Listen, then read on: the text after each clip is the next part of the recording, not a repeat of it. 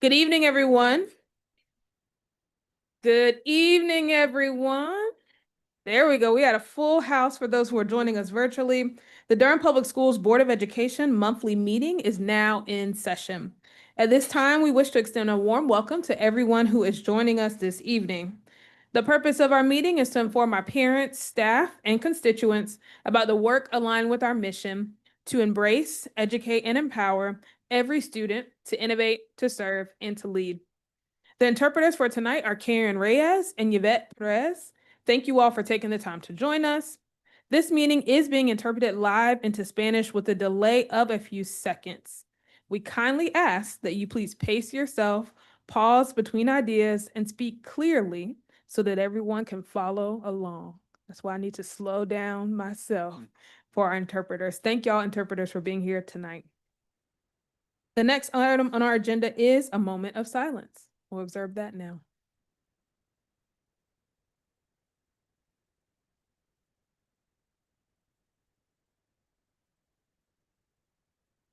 Thank you.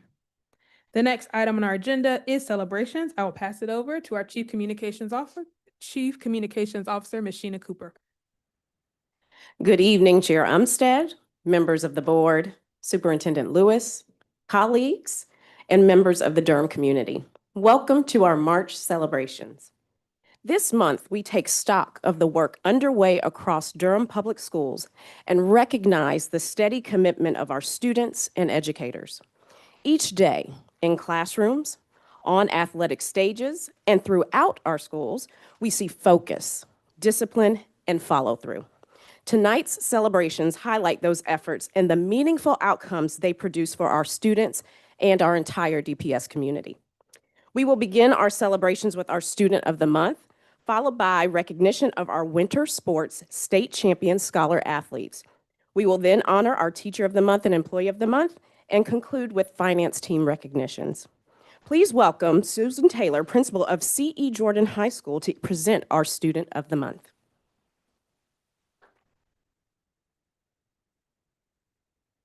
Good evening, distinguished school board, Superintendent Lewis, and members of the cabinet. I want to thank the Jordan community for coming out to support our scholar athletes, and we'll get started with our Student of the Month. And our Student of the Month. Curtis, come on up. I have worked with Curtis for 4 years, and Curtis is near and dear to my heart. He is JHS class of 2026, and he exemplifies the kind of student who optimizes opportunities so that he can graduate on time and with options.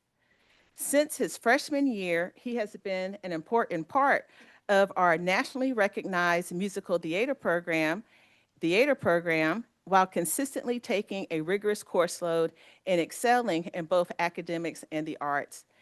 His sophomore year, I think he was choosing between Math 3 and Spanish 1.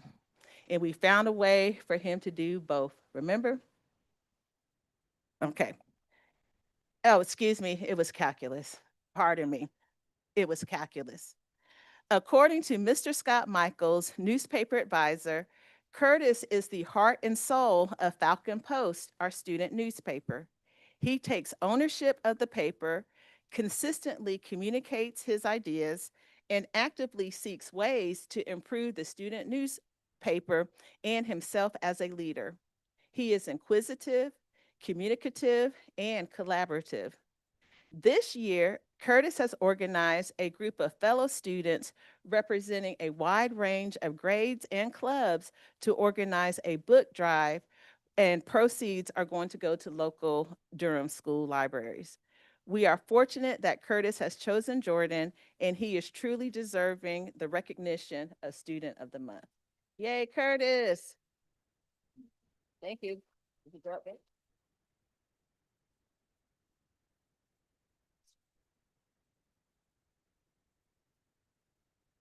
Congratulations, Curtis. We are so excited for you and truly honored to recognize you as the March Student of the Month. We have a few things for you, so if you could please step to the podium.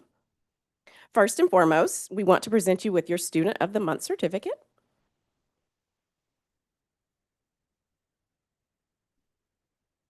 Next, you will receive a Spark pin for embodying our district's core beliefs, and we hope that you wear this proudly in and around DPS, Durham, and beyond. Our friends at Triangle E-Cycling are presenting you with a laptop because they want you to be powered for success wherever your bright future takes you.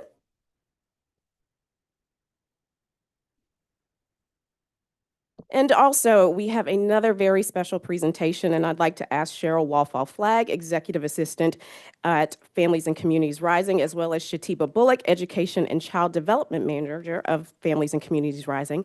Tonight, they are presenting you with a $250 gift card because they are community partners who understand how important it is to give children healthy starts that power their future, and they want you to use this how you wish to take you beyond Durham Public Schools successfully. So congratulations, Curtis.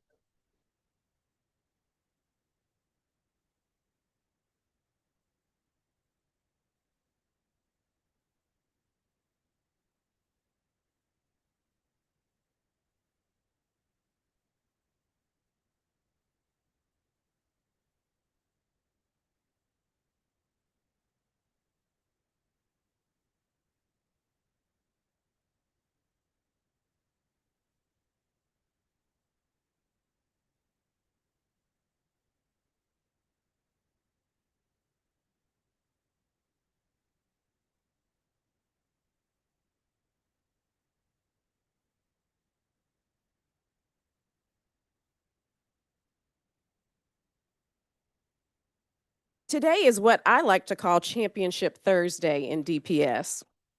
Our scholar athletes shine in the classroom, but they also excel on courts, in swimming pools, and on the mat. The students we recognize this evening have achieved the highest level of high school athletic competition in the state and succeeded. Please welcome back Principal Taylor to introduce our Jordan State champions. Tonight is an exciting day for Jordan High School. I'm going to invite Coach Moni up and Coach Carter, and they're going to introduce their individual state champions. And Coach Moni, you're up first.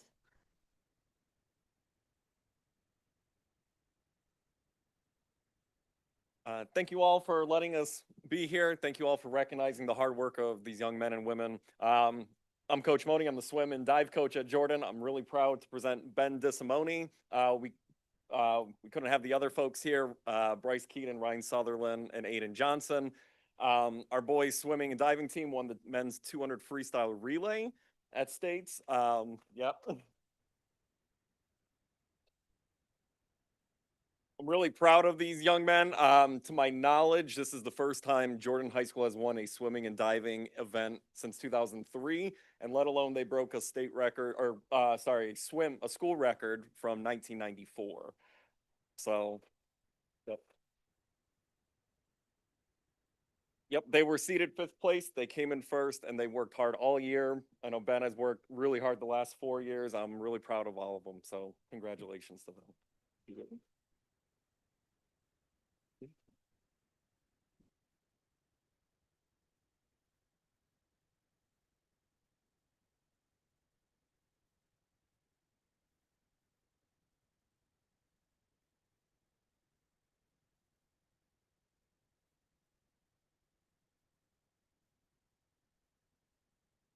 Evening, everybody. I am James Carter, coach at Jordan for track and field, and I'll be introducing these three gentlemen behind me. First and foremost, I want to say, as a team, we were almost state champions. We missed it by 9 points, so hopefully for the outdoor season, we'll be back here seeing you guys in a couple months. First and foremost, this young man, Chase Hunter.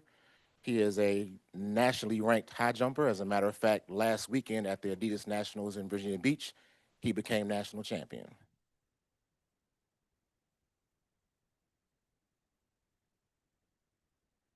A few weeks ago, he participated in the Nike Nationals in New York, and he was runner-up. So, on top of that, being ranked in the nation, he has already signed to be a student athlete at the University of South Carolina in the fall.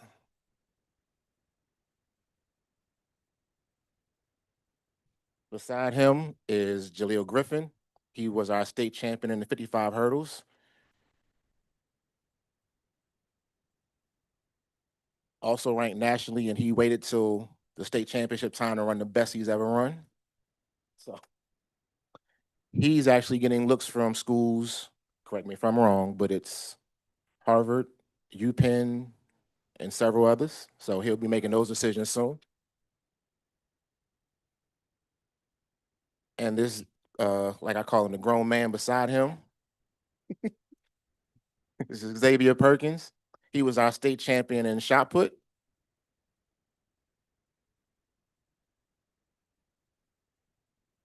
He is also making some decisions on where to go to school, but not for track. This young man is also a standout football player. And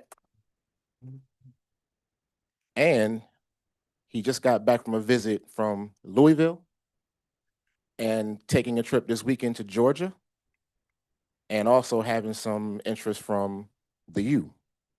That's Miami, for those that don't know what the U is. Okay. All right. So, and on top of that, all three of these young men are now record holders at Jordan as well. So, and again, I just want to say thank you. I'm extremely proud of these young men. I know their parents in the back are extremely proud of these young men. Coach Courtney is also one of our coaches on staff that actually helps coach with Xavier and Chase hands-on. So just want to say I'm extremely proud of you guys. We still got work to do. So yeah, thank you. That's neat. Can the parents of these scholar athletes please come up as well?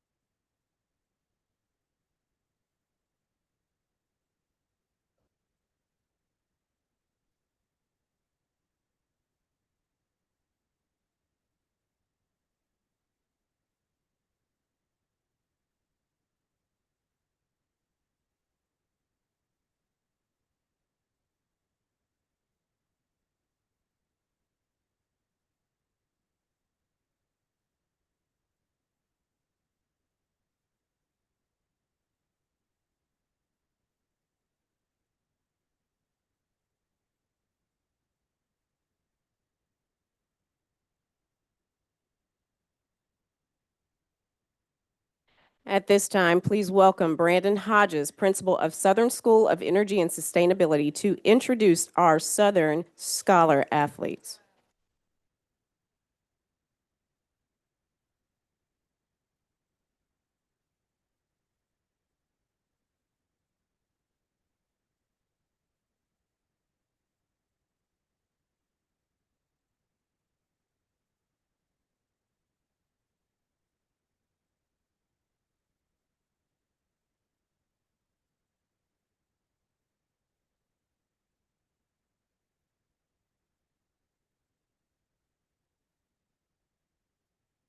Just a moment, please. We have a large group making their way to the boardroom.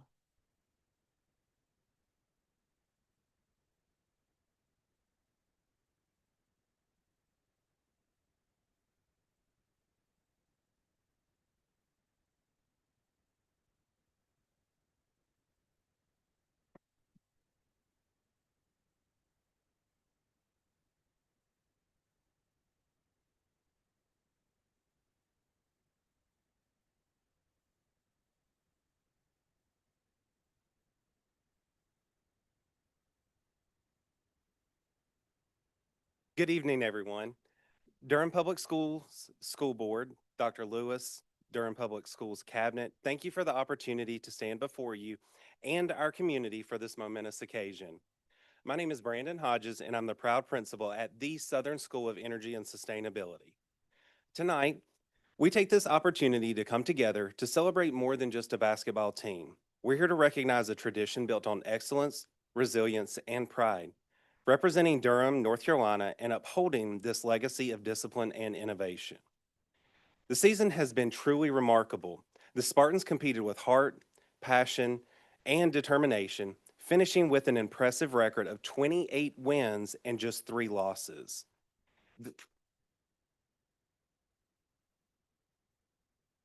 They stood undefeated in conference play and protected the home court all season long. The team left its mark in every way possible. They were regular season champions, conference tournament champions, and ultimately reached the pinnacle as the 7A North Carolina High School Athletic men's basketball state champions. And to cap it all off, they earned a program best national ranking of 24th in the country, according to Max Preps. Their motto this season was simple: leave no doubt. And that's exactly what they did. At Southern School of Energy and Sustainability, the mission is to educate, engage, and develop. And this team brought that mission to life every time they stepped on the court. They play for their school, their community, and most importantly, for each other. They showcase what it means to be scholar athletes. So tonight, as we celebrate an unforgettable season, always remember this is more than a team. This is a brotherhood, this is a culture, and this is Spartan basketball. Now, without further ado, I'd like to introduce the 2025-2026 Southern School of Energy and Sustainability Spartans.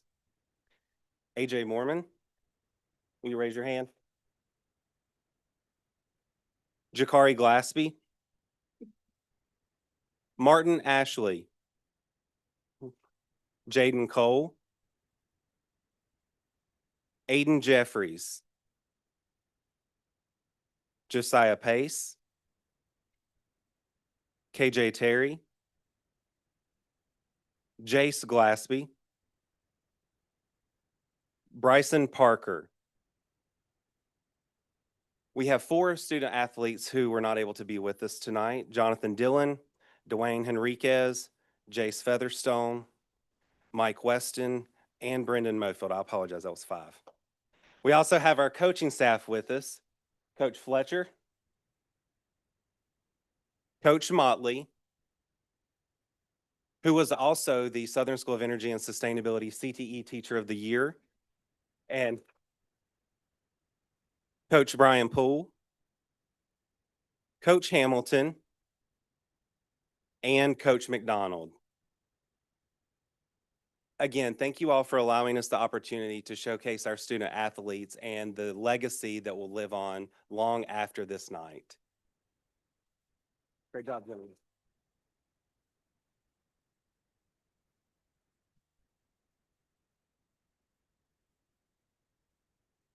Shake their hands. Shake their hands.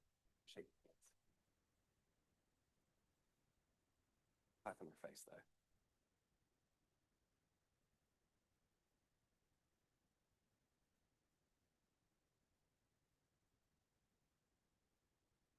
Job, sir. I can't take credit for you.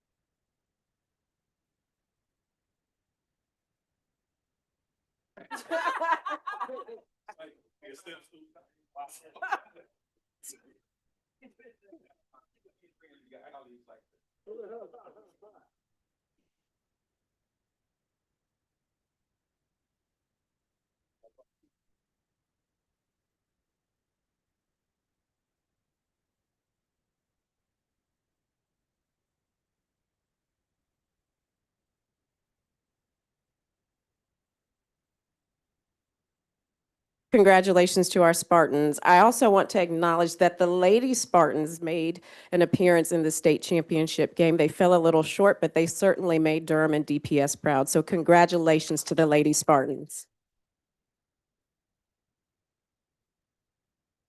Please welcome Michelle Hayes, Executive Director of Talent Acquisition and Employee Recognition for our Teacher and Employee of the Month honors.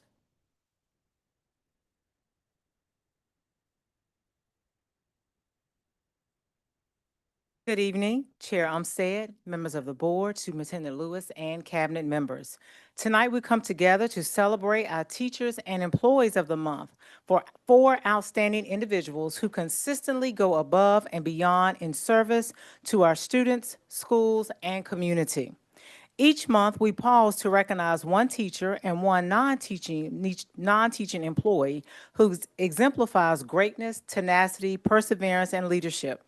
Honorees are selected based on a theme of the month, and this recognition gives us the opportunity to shine a light on the incredible people who make Durham Public Schools such a special place. Our employees take great pride in their work, and being acknowledged for their dedication is deeply meaningful. This evening, we are proud to honor our February and March Teachers and Employee of the Month.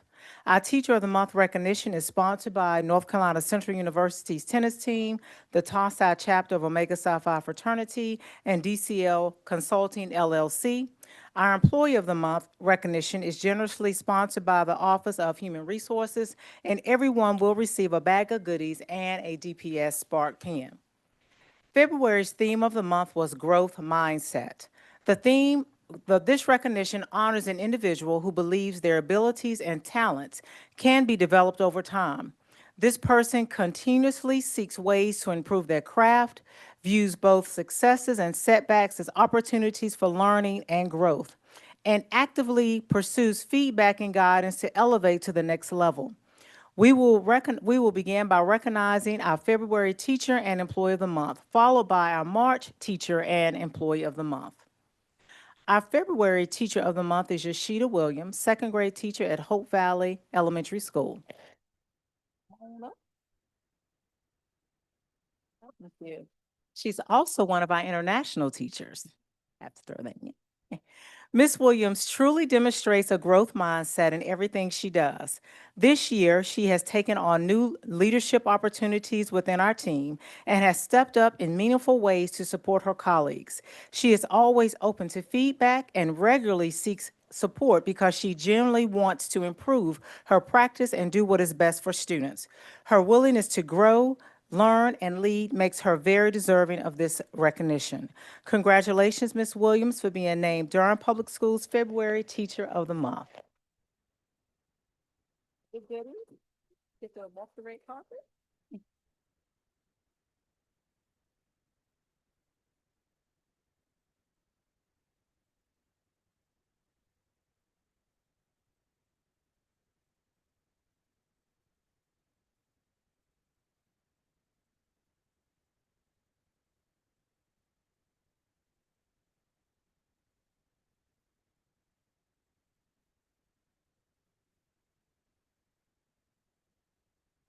Thank you. Our February Employee of the Month is Ms. Brittany Frost, school social worker at Durham Early College of Health Sciences and City of Medicine Academy.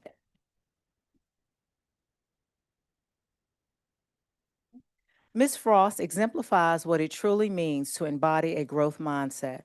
Although she is split between two schools, her impact in both communities is unmatched. She approaches every challenge with the belief that barriers can be addressed, systems can improve, and student circumstances can change through advocacy, creativity, and persistence. Since the beginning of the school year, Ms. Frost has consistently demonstrated greatness, tenacity, and leadership in service to our scholars and families. She has courageously advocated for equity and transportation between early colleges, seeking solutions that promote fairness and access for students. Her dedication to improving attendance through creative student incentive reflects her proactive mindset and commitment to continuous improvement. She does not wait for problems to escalate. She responds with strategy, care, and intentionality. Ms. Frost's perseverance is especially evident in her support of families experiencing hardship. In November, she independently organized and distributed Thanksgiving meals to more than 20 families, ensuring they received full course dinners, including turkeys and groceries. Additionally, she established Durham Early College of Health Sciences' first on-site pantry, providing scholars with consistent access to take-home groceries. Her leadership also extends to student empowerment. In one semester, the Community Service Club at DECHS grew from 10 scholars to 27. Even while only being on campus 2 days a week, Ms. Frost has cultivated strong, trusting relationships with students. They feel seen, heard, and supported. Ms. Frost believes growth is possible for every student, every family, and every system she serves. Her work is not just about providing services, it's about building capacity, restoring hope, and creating sustainable support structures for our school communities. Congratulations to Ms. Brittany Frost for being named Durham Public Schools February Employee of the Month. Walker, you gonna get your good.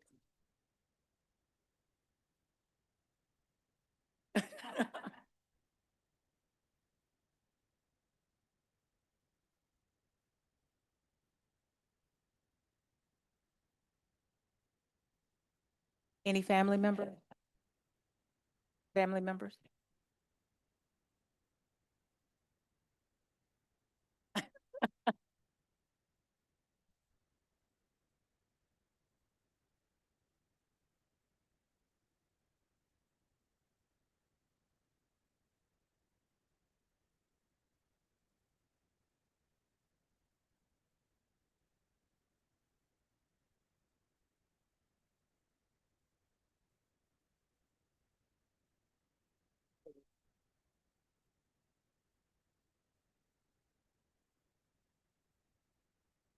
Our March theme of the month is mediator.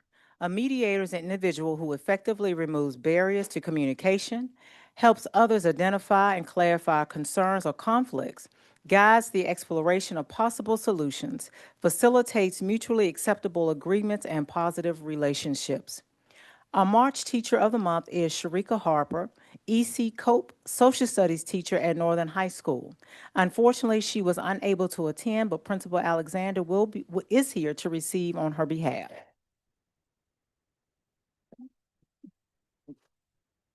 Ms. Harper consistently demonstrates the true spirit of a mediator, an educator who removes barriers, fosters understandings, and builds pathways to resolution for students and colleagues alike. She has a remarkable ability to remove barriers to communication in her classroom.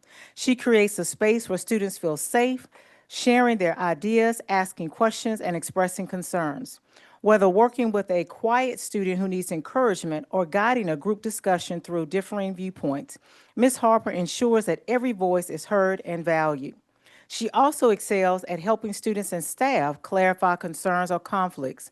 When tensions arise, whether academic, social, or interpersonal, Ms. Harper listens with intention and helps all parties articulate the true root of the issue.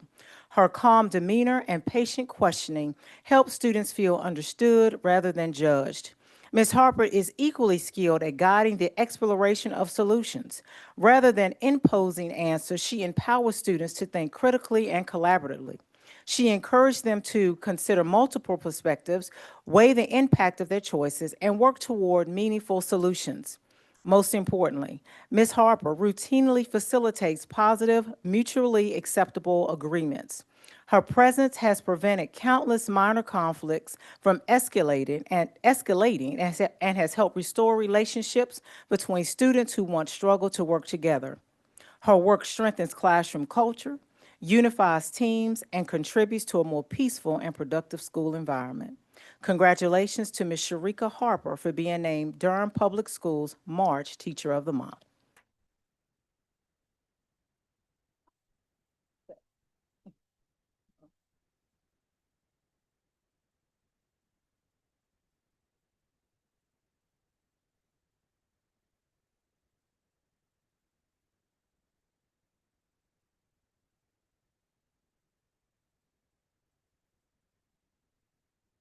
Our March Employee of the Month is Ms. Tammy Seiler Hayes, Restorative Practice Coordinator at Lakeview School.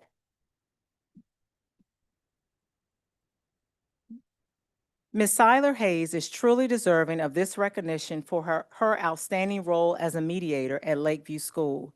She consistently demonstrates the ability to effectively remove barriers to communication, ensuring that all voices are heard and respected. She skillfully helps students and staff identify and clarify concerns or conflicts, creating a safe and supportive environment for open dialogue. Her thoughtful approach guides individuals through the exploration of possible solutions, encouraging collaboration and mutual understanding. Through her dedication and professionalism, she facilitates agreements that lead to positive and lasting resolutions.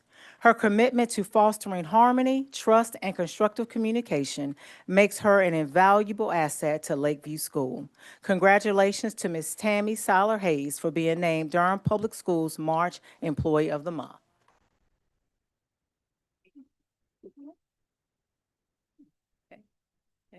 Family and friends. For pictures?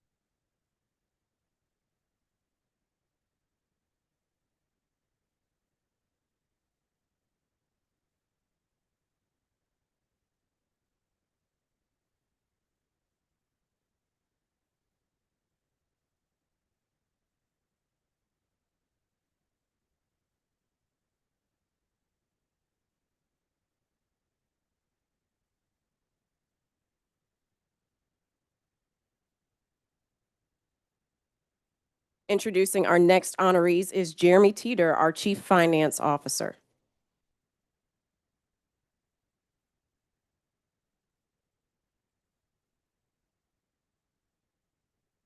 Good evening, board members, Dr. Lewis. We are always continuing to encourage professional development for our folks that work in the finance space, including our school treasurers at the schools.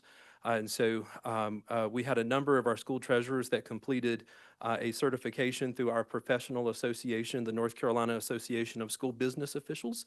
And so they have earned the school treasurer certification. So that means they're the best that there are where school treasurers are concerned. And they spend a year traveling across the state to go through coursework to master their craft. And so we're going to recognize them first this evening. So the first one is Andrea Resto from Jordan High School.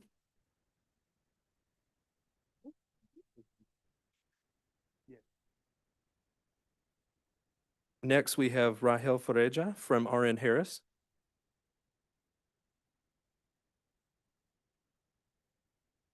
Teresa Davis from Lucas Middle School.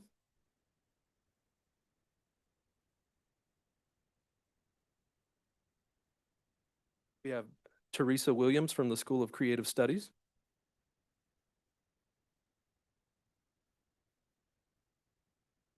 And not with us this evening, but I see her principal. We have Yasmin Manning from Brogdon Middle School, and we'll make sure Ms. Smith gets that certificate.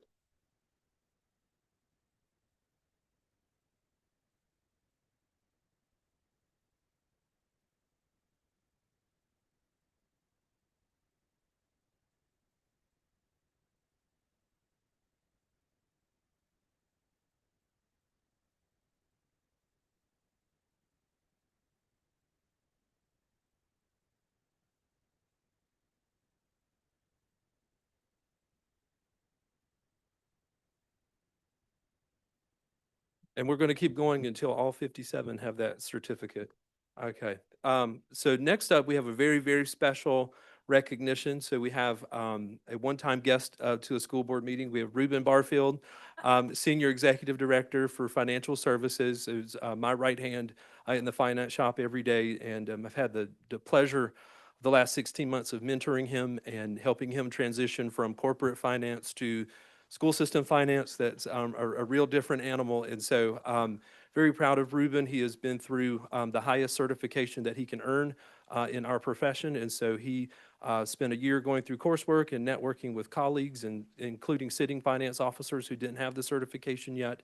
And so he is now been recognized by the North Carolina Association of School Business Officials as a certified school business official. And so he's well on his way to being a finance officer, and we're going to hang on to him for a little bit longer there. So thank you.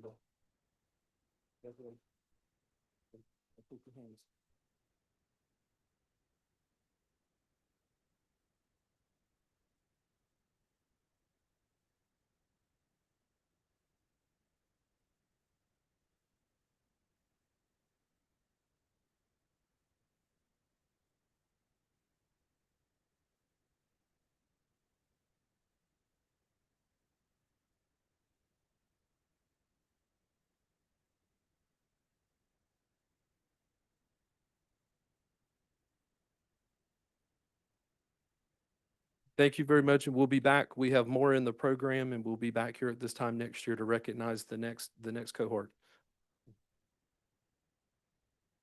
This concludes our celebrations this evening. Thank you. No, it doesn't. I'm going to ask Sheena Cooper, Crystal Roberts, and Tony Cunningham to come to the front. Maria's in the hallway, I think. Okay, Maria. Okay, I didn't know that. Maria, come inside as well. It's unexpected. So it's difficult to do this because she's in charge of the celebration, so I couldn't ask her to insert herself and her team in there. But many of you know it's been all on social media, and we've shared it as widely as possible. Tony, do you trust anybody else with the camera? Because I want you in the picture. Ken Barnes, are you? Okay, Ashley, with your camera? Okay. This team is phenomenal. Let me just say that. For our size district, to have this small team and to continue to communicate with clarity, clearly, in just providing information in emergency situations, social media, websites, they do it all. They're a small but mighty team. And I just want to say thank you to this team. They went to their state association meeting last month, I do believe. Earlier this month. Earlier this month. And didn't bring home one award. You know, that would have been great to bring home one award. 5 awards would have been great. Maybe 8 would have been great. But you double that, 16 awards.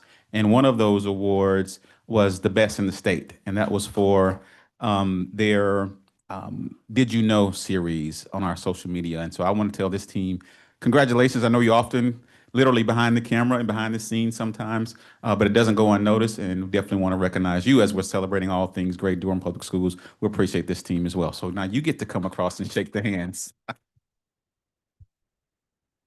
The leader.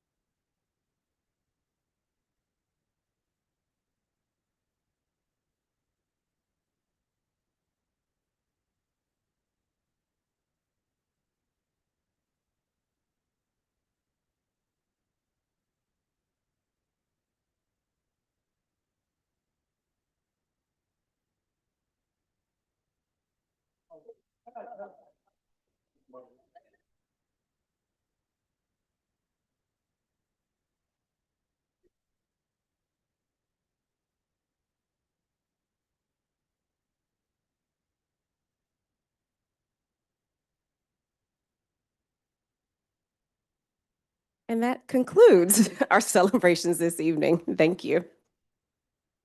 Thank you so much, Ms. Cooper, and your team for all the celebrations this evening. I have to say, I was in the Coliseum when our Southern our Lady Spartans played. I want to make sure we get them here so we can also honor them and their work. But also watching the men's team win was a really fun experience, and to see all the Durham folks in the audience who were there cheering them on. So I'm glad we got to honor them today. I also want to make sure that I recognize before we go to our next item, we have a student advisory council member from the Superintendent's Advisory Council here today, Miss Elizabeth Leathers. I'm gonna read a little bit about Elizabeth. She's an 11th grader from J.D. Clement Early College High School. She is the freshman representative. You're a freshman representative, and you've been the Miss Sophomore and junior class president. Okay, there we go. In consecutive order, and the president of We Are Queens. Elizabeth also plays on the volleyball team. She's a all conference champion for 2 years, two-time offensive player award, prep volleyball 17 national standout, and national level competitive experience. While doing this, Elizabeth maintains a 4.2 plus GPA throughout high school and while enrolled in early college classes. Elizabeth has done volunteer work at the polls, thank you, supporting civic engagement and community participation. She aspires to complete at a collegiate level in volleyball and pursue a career in forensics. Thank you so much for having us. As we go through our topics this evening, I will look to you to see if you have any comments. So I'll call on you, but also just let me know if you do. All right. The next item on our agenda is our superintendent's update. I'm going to pass it over to Dr. Lewis. Thank you so much, Chair Umstead. Good evening, board members, members of our community, our cabinet. I know that was a long list of honorees, but I think we do need to take time to celebrate and honor the great things that are going on in this school system. And I have more to share, but those are the things that we need to highlight and continue to share all of the successes, because it's just a true testament to our amazing staff and our amazing students here in this district. And so I'll kind of keep it going here in just a little bit. Next slide. March is Women's History Month, and this is a time to honor the leadership, resilience, and lasting contributions of women who have shaped our schools, our communities, and the nation. Across Durham Public Schools, that impact is evident every day in the educators, staff, leaders, students, and families who continue to lead, innovate, and break barriers. This month and every month, we remain committed to ensuring all students, especially our young women, are empowered with the opportunities, support, and confidence to realize their limitless potential. And I know Mr. Tab is out today, so all of our women that's on our board, we celebrate you as well. Next slide. March is Arts in Our Schools Month, and we are so proud to recognize the recent Board of Education proclamation during this month's work session, affirming the vital role of the arts in a well-rounded education. Across Durham Public Schools, the arts continue to inspire creativity, elevate student voice, and provide meaningful pathways for expression and achievement. We remain committed to ensuring every student has access to high-quality arts experiences that enrich learning and help them realize their full potential. Next slide. Earlier this month, we recognized National School Social Work Week that was held March 1st through 7th. I wanted to express our deep appreciation for the incredible impact of our social workers. You just witnessed one of our social workers get an award earlier tonight. They play an important role in supporting our scholars, connecting families to critical resources, and helping remove barriers to learning so students can thrive. Their work, often behind the scenes, strengthens our schools and ensures that we are meeting the needs of the whole child each and every day. So thank you to all of our Durham Public Schools social workers. Next slide. DSA's Douglas Graves has been inducted into the North Carolina Theater Educator Hall of Fame, honoring a career defined by passion, mentorship, and an unwavering commitment to the transformative power of theater. Over the years, Graves has inspired countless students to find their voice on and off the stage, blending artistic excellence with a deep dedication to education. From producing work that is brave and challenging to teaching 6th through 8th graders the power of Shakespeare and how to travel a production to competitions, Graves has always inspired young artists about the art, care, and fun one must have to tell a story. This recognition celebrates both his lasting impact on theater education across the state and his legacy that he continues to build through his students and colleagues. So congratulations, Mr. Graves. Next slide. Also join me in congratulating Tyler D'Angelo, CTE Agri-Science teacher at Jordan High School, on receiving the prestigious Bohart, I think that's how you pronounce it, award through the North Carolina Go Global Teacher Fellowship. This award covers the program fee for Tyler to participate in the Global Teachers Southern Africa 2026 Professional Development Program. Through this experience, he will collaborate with educators across North Carolina, explore Southern Africa, the Southern Africa region, and bring global perspectives back to his classroom. As award recipient, Tyler will develop new lesson plans, share his learning with colleagues, present at a professional conference, and contribute to the Global Teachers Lesson Plan repository. His work won't just impact his own classroom, it will benefit students and educators across our district and beyond. Congratulations, Tyler. Now for some scholar news. Congratulations, next slide, to our outstanding scholars at Hillside High School, Aubrey, Autumn, Brian, Muhammad, and Ishmael, who have earned national recognition in not one, but 2 prestigious STEM competitions. The team received an honorable mention at the Toshiba NSTA Explore Vision competition, placing them among a small percentage of top teams nationwide. Their project, Sentinel 2035, imagines a future where, get this, early stage cancer can be detected through a simple, non-invasive breath test. This is bringing us closer to a more accessible and proactive healthcare. They were also recognized in the Samsung Solve for Tomorrow Challenge, earning the STEM Innovation Award for their roadside animal alert system. So if any of you have hit some deers or other, you may want to pay attention to this. This innovative idea addresses wildlife vehicle collisions in North Carolina by using smart sensors and alerts to help keep both the driver and the animals safe. Guided by mentor Hilda Hagad, these students are using STEM to make a real difference in their community and beyond. We're so proud of how they continue to represent Hillside High School and Durham Public Schools on the national stage. Next slide. For the first time ever, a North Carolina school has been selected to perform in the opening ceremony of the International Thespian Festival. And guess where their high school is located?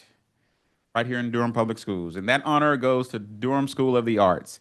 Students will take the stage with Living It Up on Top from Hadestown, Teen Edition. They'll be joining a select group of top theater programs from across the world. This performance will help kick off one of the most high-profile events of the festival, setting the tone for a week that celebrates the power of student theater. The International Thespian Festival 2026 will take place on June 21st through the 26th at Indiana University in Bloomington, Indiana. This competition reflects more than talent. It speaks to the dedication, creativity, and collaboration that define DSA's theater program. We couldn't be more prouder of our scholars, their educators, and the entire DSA community for representing not only Durham, but North Carolina on a global stage. Next slide. Students at Shepherd Middle School are celebrating a major academic victory. A team of 4 outstanding 7th grade scholars from the school's Black and Belonging Affinity Group captured the Black History Knowledge Bowl Championship at North Carolina State University, competing against schools from across the region.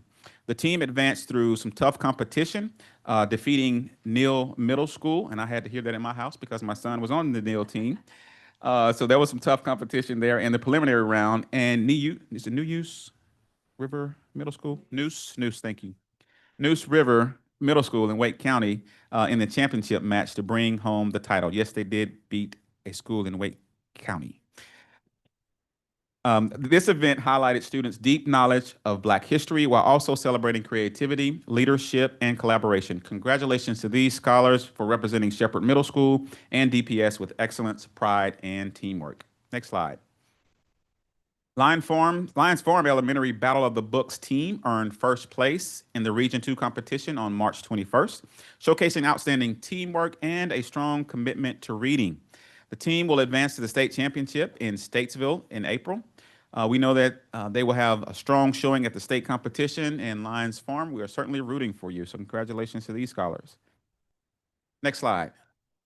Durham School of the Arts Middle School's Battle of the Books team also earned first place in the Region 3 competition, demonstrating exceptional teamwork and a strong commitment to reading. The team will advance to the state championship next month. We're proud of their accomplishments and wish them continued success as they represent DPS. Way to go, DSA. Next slide. Another regional champion. Congratulations to Durham School of the Arts High School's Battle of the Books team, who also earned, you guessed it, first place in the Region 3 competition. They head to the state competition as well on next month. So kudos to those outstanding and all of those Battle of the Brain Books teams. Battle of the Books teams. What did I say? Battle of the Brains? Yeah, Brainy Books. Next slide. Our sustainability summit at Southern School of Energy and Sustainability was a meaningful day of learning, reflection, and connection. The day began with Reverend William Kearney, who grounded us in the history of environmental justice through the story of Warren County, followed by engaging breakout sessions and hands-on learning led by Appalachian State University, alumnus, the DPS Hub Farm, and community partners. We're certainly grateful to our staff, students, and partners who came together to share ideas and reaffirm our collective commitment to a more sustainable future. So the picture that you see on the screen, you may have seen this, the tool that we were holding um, will light up and make a sound. The lights will come on, but it's based on our own energy within our body. So if we were to let our hands go, the lights and the sound would not happen. I mean, as soon as we join hands, the lights and sound. So I was just fascinated by that. So I just wanted to share that with you all. Next slide. Families are invited to get a head start on pre-K enrollment at our upcoming Roll Up and Enroll event. Join us on April 11th from 10 a.m. to 1 p.m. at the Mini Fort Brown Staff Development Center located at 2107 Hillendale Road to complete your Durham pre-K application for the 2026-27 school year. Families will also be able to connect with local resources and enjoy fun activities for their children. A limited number of seats are available for the current school year at the Whitted School, which is DPS's only dedicated pre-K facility. This is a unique opportunity for families seeking a high-quality early learning experience in a nurturing, school-ready environment. We look forward to welcoming you and helping you take the next step in your child's education journey. Next slide. Speaking of the Whitted School, we were proud to host a backpack giveaway at the Whitted School for our rising kindergarten scholars and families, an exciting opportunity to support a strong start to their educational journey. Events like this go beyond just supplies in the backpack, but they also are part of a broader commitment to kindergarten readiness, ensuring that students and families feel prepared, confident, and connected on day one. The students were so excited, and we were also excited to welcome them, and we'll be excited to welcome them this fall. So kindergarten registration is available on our website at dpsnc.net. Next slide. This is also a friendly reminder to our elementary families that the after-school lottery remains open through April 10th. Please visit, again, dpsnc.net for more information about our outstanding after-school program and for information to apply. Next slide. And finally, as we head into spring break next week, definitely want to recognize that this season of rest looks a little different across our districts, with our early colleges having enjoyed spring break just 2 weeks ago, and our year-round schools are currently on intersession. No matter the schedule, this is an important opportunity to pause, to recharge, and to take care of yourselves. And I do mean that. Please take care of yourselves. I hope each of you have a safe, relaxing, and well-deserved break, and look forward to welcoming everyone back to finish out the year strong. Next slide. I think that's it. It concludes my remarks. Thank you. Thank you, Dr. Lewis, for those remarks and highlights. The next item on our agenda is our Board of Education, agenda review and approval. Madam Chair, move approval of the agenda. Second. It's been moved by Vice Chair Ryder, seconded by Ms. Byer, that we approve the agenda. All those in favor, say aye. Aye. Sorry, was there any discussion before we move to a vote? Apologize. Any opposed, use the same sign. It passes unanimously. It is passing 5-0, as we have 2 board members who are unable to join us this evening. All right. The next item on our agenda is our Board of Education regular monthly meeting minutes from February 26, 2026. Move approval of the meeting minutes from February 26, 2026. Second. It's been moved by Ms. Carter Otten and seconded by Ms. Byer that we approve the meeting minutes from February 26, 2026. Is there any other discussion? All those in favor say aye. Aye. Any opposed, use the same sign. It also passes 5-0. The next item on our agenda is general public comment. Before we get started, I'm gonna do a quick review of the rules. First, please state your name, and if you're speaking for an organization, state your name and the name of the organization. Second, speakers are asked to present their comments within, we'll do 3 minutes today. When the yellow light comes on, you'll have 30 seconds left to start winding up your remarks. When the red light comes on, it will beep, and that indicates that your time is up. Complaints about named staff, students, or parents should not be voiced in open session. However, we are very interested in hearing your concerns with regard to public education, safety of students, or to the operation of the school system. Finally, board members will listen carefully and consider your comments, but we do not engage in a discussion with speakers. We have two folks signed up for public comment tonight, and please, if I mispronounce your names, correct me when you come to the podium. It's Lena Nealon. Come on up, and then next we'll have Christy Clem. Congratulations to all the honorees tonight, and good evening, Superintendent Lewis and members of the board. My name is Lena Nealon. I'm a nationally recognized expert in child safety and development, and more importantly, the mom of 4 Durham Public School students. I'm here tonight to respectfully urge you to reconsider the proposed $2.8 million for refurbishing and replacing Chromebooks and BrightLink boards, and instead redirect the funds towards more urgent needs like hiring drivers, increasing teacher pay, and fixing critical infrastructure such as HVAC systems. After almost 20 years of the EdTech experiment on our children, a growing body of research is showing that education technology, which includes devices, is at best ineffective and at worst harmful to student learning and development. Several large-scale analyses that have been recently published, including by cognitive neuroscientist Dr. Jared Cooney-Horvath, have found that when devices become widespread in states or districts, that outcomes plummet. That includes literacy, math, attention, and reasoning, and the most dramatic decline is actually among adolescents. Researchers like psychologist Jonathan Haidt warn that screen-based learning may disproportionately harm our most vulnerable students, widening equity gaps rather than closing them, a promise that edtech companies had been making for years. And now with the rapid rise of generative AI, we face new risks. Studies, including a recent one from Stanford University, are pointing to cognitive offloading, where students rely on the technology to do their thinking for them instead of developing their own understanding.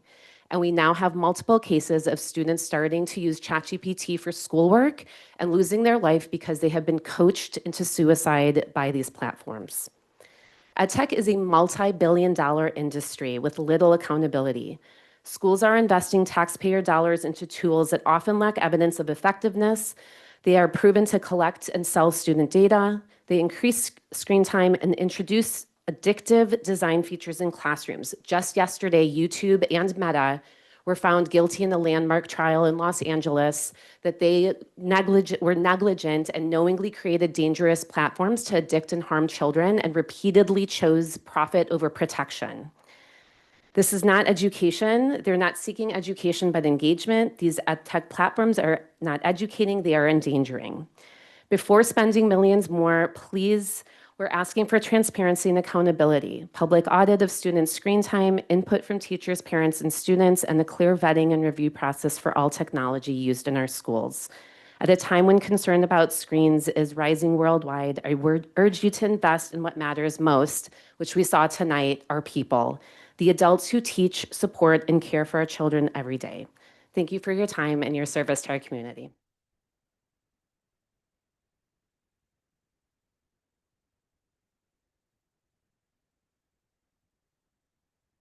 Hello, Christy Clem, physical therapist. Thank you for your comments. Can't say anything to that, other than I agree and I appreciate someone else voicing that. It's what I've heard often in the schools the last couple of weeks is give us an old standard projector and a marker board and some markers and HDMI cord, and we'll be happy. Here for OTPT. I would like to say our vacancies have been filled. I had a conversation yesterday with an experienced school therapist who does not currently work for Durham. I would love for this person to. They had learned about our positions, sent them the information from the website. We had a conversation yesterday after about a couple of weeks of me sending that info, and it started off by that person saying, "I'm sorry, I feel like I'm wasting your time. I looked at the posted salary schedules and there's really no reason for us to have a conversation." And that is how it's working in the OTPT world the last few years. We have a non-starter posted right now for what our salaries are, which just makes me think we're not going to go get any better than 1.5, 2 vacancies going into next year, which causes me undue stress. I know the proposals are out. We're all classified. I hope something happens. I hope it can happen sooner than later. And I know we're waiting on the county, and then we have to wait to see after that and make decisions. But as I have conversations like I did yesterday with a qualified, passionate person for school therapy who says this is a no-go, how many months are we going to have to wait? Are we going to be in August not knowing what salaries are? Positions still aren't filled. We're starting behind the ball, trying to catch up, owing compensatory services. I looked just today. I haven't written notes. My required federally mandated documentation. I really don't ever do that during the school day anymore. That's strictly it has to happen at home. I usually catch up on the weekends, but I looked today and I've got 54 notes to write and 8 evaluations. And that will happen. I've got about a 45-minute drive home. I'll have dinner and then I'll start that process. That is not just me. That is therapist after therapist after therapist, teachers, people in different capacities. But I'm hopeful some things can happen to get out of where we are right now. I'm tired. I'm real tired. And that's not fair to the students. It's not fair to our students to have people show up exhausted and overworked and frustrated and can't show up my fullest capacity for them. Please help make that better. Thank you. Thank you. And that concludes our public comment. The next items on our agenda are our consent items. We have 3 that are listed here for approval by the board. They have been reviewed in advance of this meeting. Move approval of the consent agenda. Second. Been moved by Vice Chair Rogers and seconded by Ms. Byer that we approve the consent items on our agenda, items A through C. Is there any other discussion? All those in favor say aye. Aye. Any opposed, please use the same sign. It passes 5-0. The next item on our agenda is local board budget passage resolution. This resolution is in our packets on board docs, as well as we have a copy board members in our folders. As our practice, I would like for us to read this and then we can jump into discussion. I'll start with you, Vice Chair Rogers, and then we'll come down the row. Local board resolution urging budget passage.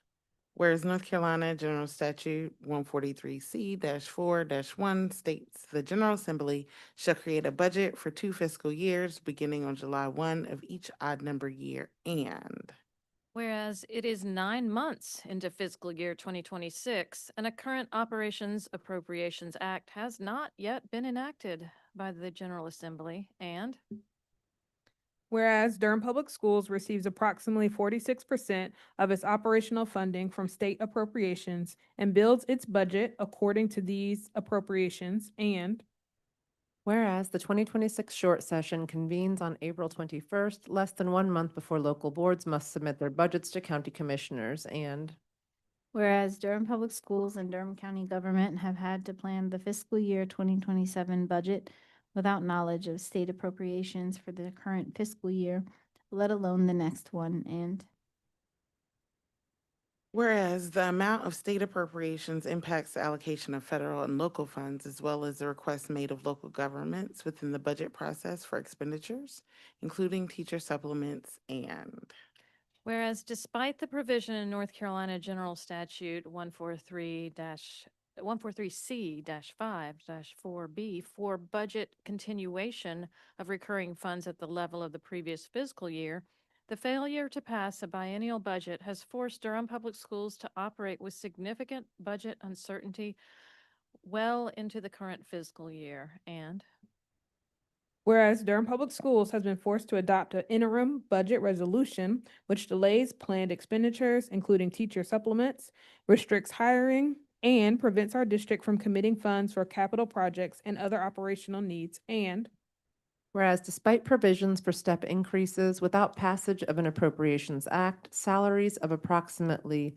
4,975 employees in Durham Public Schools are frozen at 2024-2025 levels. And Whereas the lack of a budget and frozen pay scales, coupled with a rise in premiums for district employees participating in the North Carolina State Health Plan, has resulted in a net pay decrease for teachers and school employees in Durham Public Schools. And Whereas Durham Public Schools strives to meet nationally recommended staffing ratios for school health personnel, requiring sufficient state appropriations to do so. And whereas the enrollment of exceptional children in Durham Public Schools is 16.6%, but state funding is capped at 13%, requiring the district to allocate approximately $6,280,146 in local funds annually to cover the gap. And now, therefore, be it resolved that the Durham Public Schools Board of Education does hereby request that the North Carolina General Assembly immediately pass a 2026 Appropriations Act that mirrors the House proposal for all school employees' salaries in the second year of their proposed budget. SB 257 version 6 includes step increases at every level and provides education-based salary supplements. increases the public school repair and renovation fund from $50 million to $70 million as proposed in both the 2025 Senate and House budget plans. allocates $27.9 million in recurring funds for 320 additional school health personnel positions. implements a weighted funding model for exceptional children's funding, approximately $92.6 million and 27.2 per DPI, or in its absence, a minimum increase of the cap of 13 to 13.5 of allocated ADM at a cost of $20 million in recurring funds. be it further resolved that the school board chair and the superintendent of Durham Public Schools are authorized to disseminate this resolution to members of the North Carolina General Assembly and the governor. And The board encourages parents, students, and other community members to contact their North Carolina legislators, requesting that the General Assembly pass a state budget that includes the items listed above. Adopted by the Durham Public Schools Board of Education this 26th day of March, 2026. all right, colleagues, any discussion regarding the resolution? Ms. Chavez. Yes, I wanted to ask who brought this forward? The resolution came from the North Carolina School Board Association, and the School Board Association's Board of Directors has passed this resolution, and they asked that local LEAs also pass this resolution. Okay. I had sent a message yesterday just to ask that we add, this could be a Durham thing, the parallel information about English language learner students with EC students, because there's obviously a cap on the funding for our ELL students in addition to EC students. So wanted to get your thoughts on that. I realized that would be inconsistent with the template that they developed for this resolution. Do you have any languages you would like to add? We need to add, all of that need to be added at the board table. I don't have the exact I mean, we would need to know the numbers. I don't have those numbers. I don't remember the exact cap. The cap is 10.8%, Okay. and we currently have 22.8% EL students. Okay, there we go. without, we can, if amenable to the board, we could do some wordsmithing. I can work with Ms. Smith, and Mr. Teeter to get some of that numbers and information afterwards. Buyer, I see your head nodding, but I also want to make sure I finish Ms. Chavez's comments. Did you have comments on that item or? Okay. She can go ahead.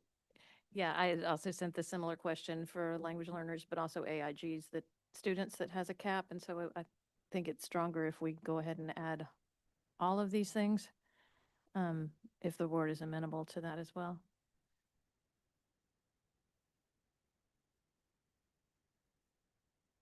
Board members, are we amenable to those changes? Yes, yes. Ms. Vice Chair Rogers? Yes, okay. Ms. Chavez, did you have other comments? Only just to make clear that my suggestion would be to both include that in the whereas section as probably the final two whereas sections or clauses.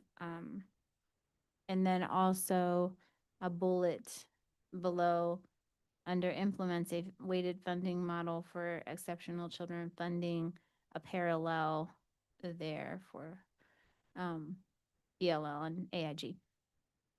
I think that the bullets come from House proposal. Is that correct? I'm looking at staff just to make sure that's correct. So if we added those, we would need to change more language to make sure that yeah, because these bullets are straight from what's been proposed. I had overlooked that, so that makes sense. Yeah. Ms. Byer. I wonder if there's a way, as you're working on this with Dr. Lewis and anyone else that needs to fill in the blanks, that you might be able in those whereases to capture the notion of eliminating the cap, right? Because I think that kind of language for all three of those bullets actually is more in line with what we think is fair funding.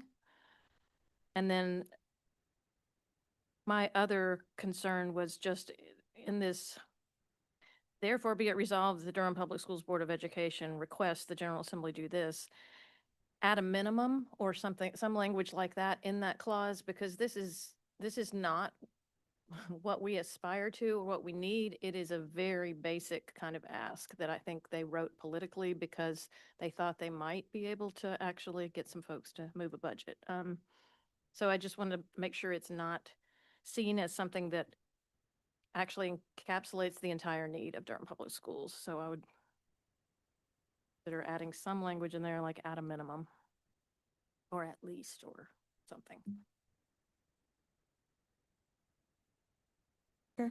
Any other language, comments, questions?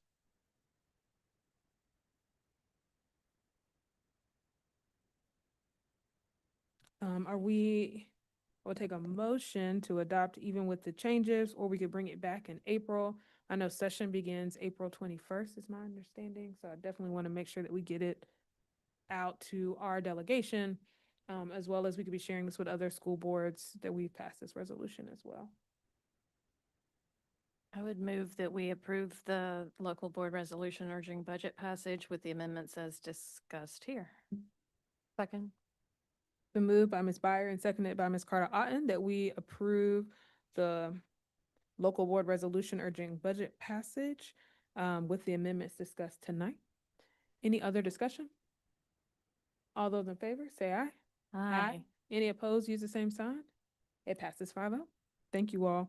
I'll work with staff to make sure we can get this finished, and we'll make sure our final version is posted on our website as well as sent to you all. So the next item on our agenda is the superintendent's recommended budget. I'm gonna pass it over to Dr. Lewis. Yes, thank you again, Board Chair Umstead. Good evening again, everyone.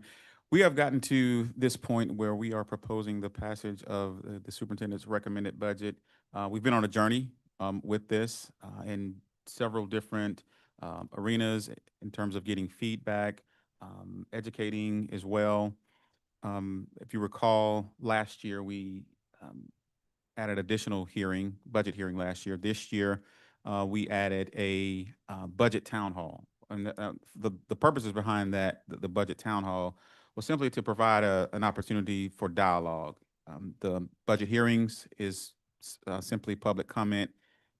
Patrons will come and give their 3 minutes. There's not a lot of dialogue. And so as we continue to be responsive to what we heard as early as my listening and learning session, what we continue to hear and want to continue to improve upon is budget transparency. And so as we, again, collected data via surveys, through superintendent advisory groups, through the meeting confer process, through the budget town hall and other arenas here at the board meeting, public comment, I hope you saw reiterations of the superintendent's recommended budget being responsive to what we heard. And so we're at a point now where we are trying to, again, present a final recommendation for board approval. And the next step will be to share that with the county. So with that, I will turn it over to our Chief Financial Officer, Mr. Jeremy Teeter. Thank you. Good evening again, board members, Chair Umstead, Dr. Lewis. If we could have also attached to the agenda, we have a presentation that's a companion to the actual budget book. If we could get that queued up on the screen.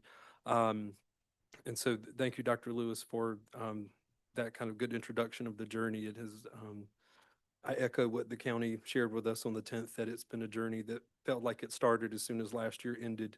And so we, on the sort of the first slide, once we get there on the presentation, the spirit of that slide is to follow up on some homework that we received from the joint meeting with county commissioners and the school board on March 10th in terms of lifting up for them and for the community of what have we been doing in Durham Public Schools to make reductions, to tighten things up, and to sort of operate within our resources, if you will.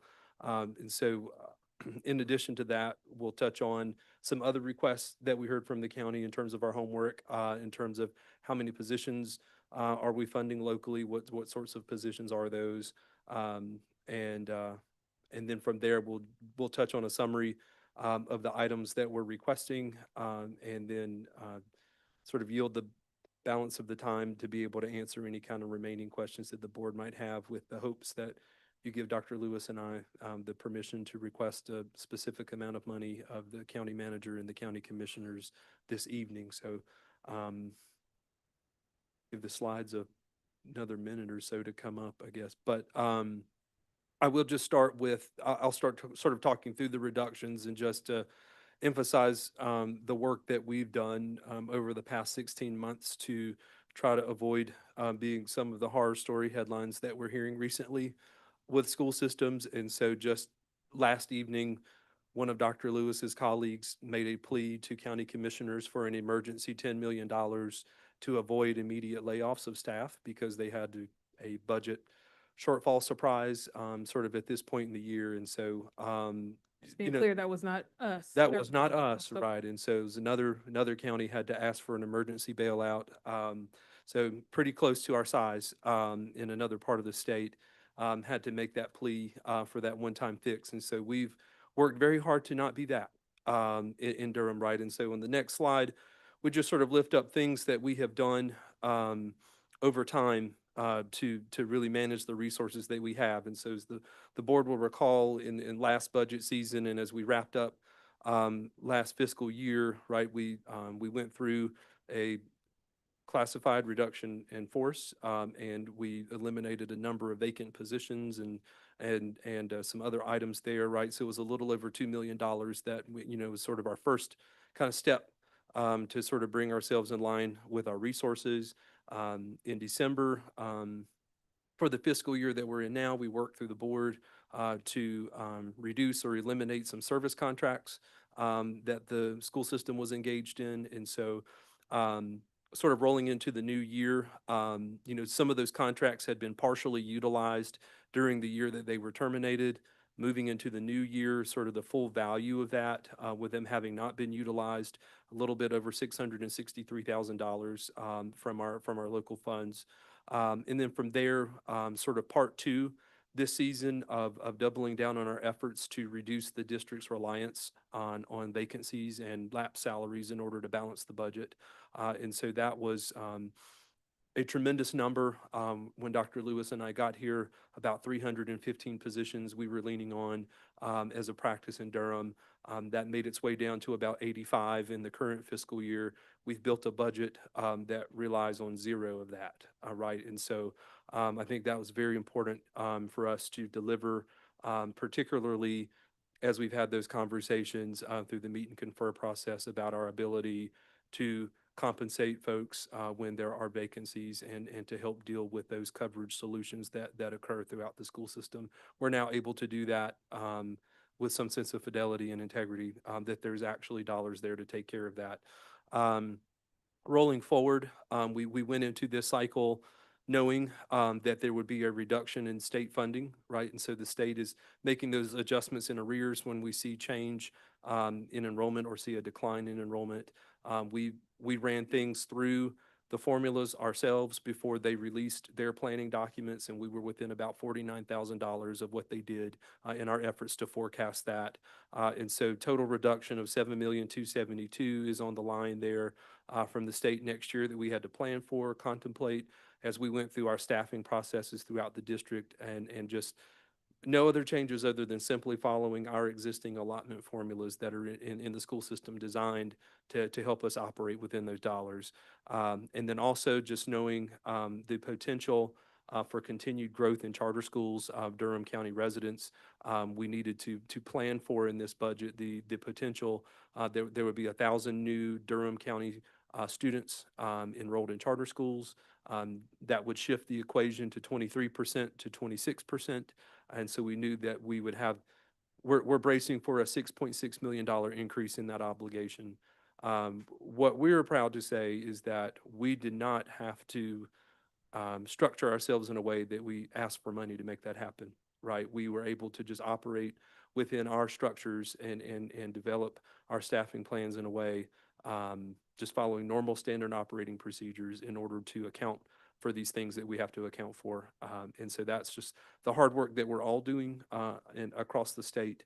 And so I think very, very few of us are gaining students. And so we're all making these same choices right now. So cumulatively, right, we can convey to our county commissioners, right, that we have taken measures in Durham Public Schools to rein in $24.3 million worth of expenditures in order to operate within our means. And so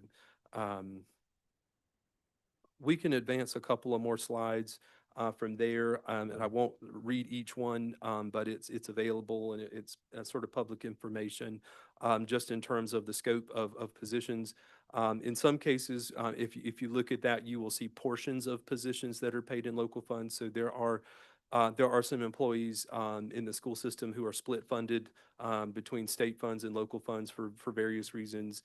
But on the whole, a little over 1,030, and so that is a couple hundred less than last budget cycle, right? And so I think as the county looks at this and they look at those metrics that they shared with us at the last joint meeting, they'll see sort of a shift there in terms of the proportion that is coming from local funds because of the type of the year that we're moving into next year. So had an opportunity to review this with my budget counterparts on their side a couple days ago.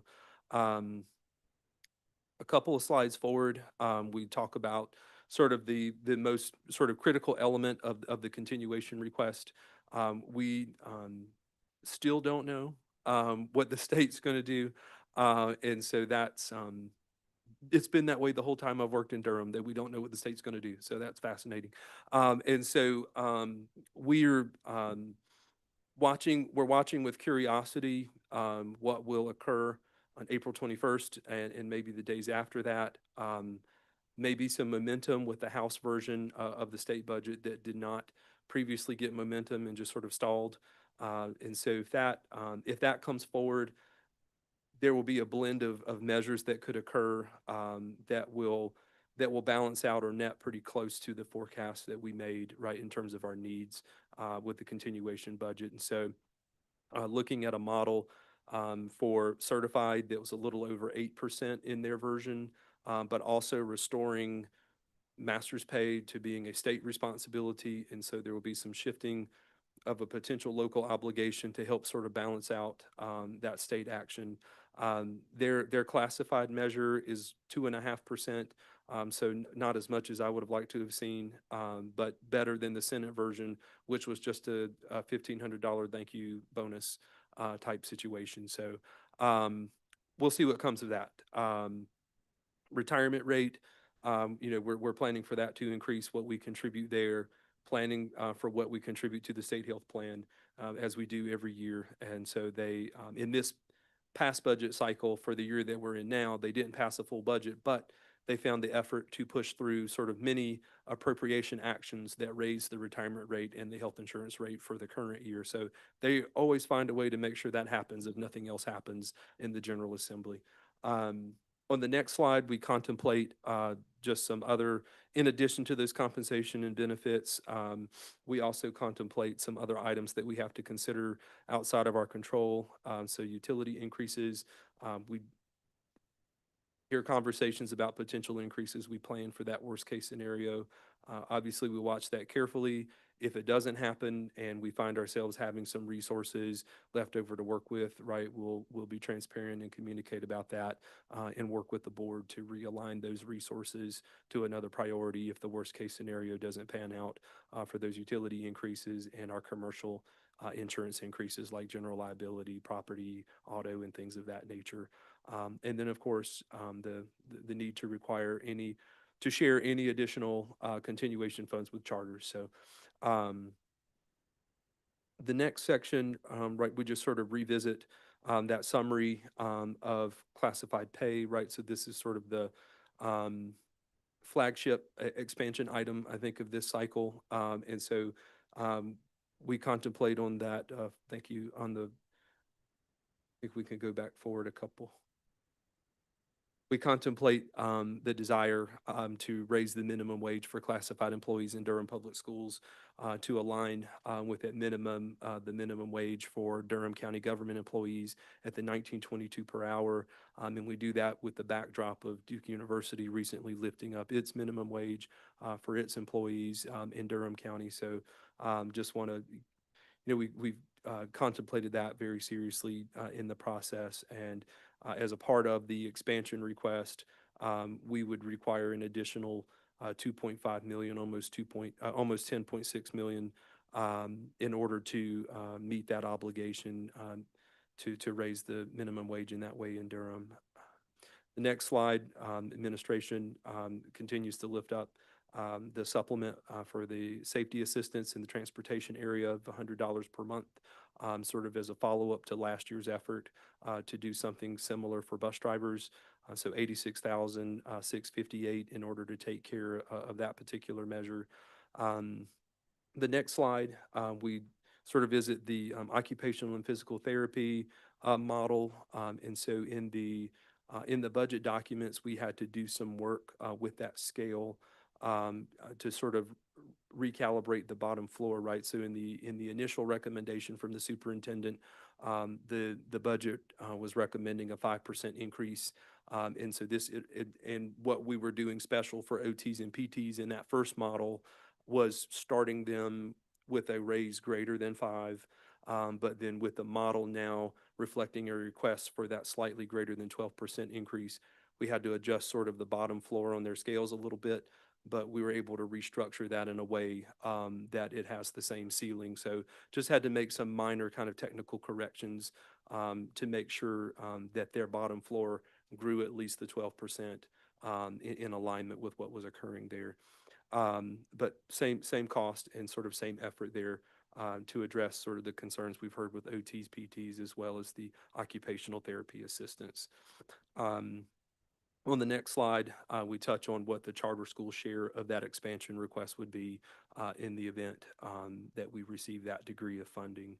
I think on the next, we can move forward a couple of more slides where we talk about the capital outlay component of the request. And so it looks a little bit different than it has for the past couple of cycles in terms of we are continuing to look for the investment from the county and in the form of a lump sum appropriation to deal with sort of ongoing capital outlay needs. It was $5 million for the current school year, looking for that to continue.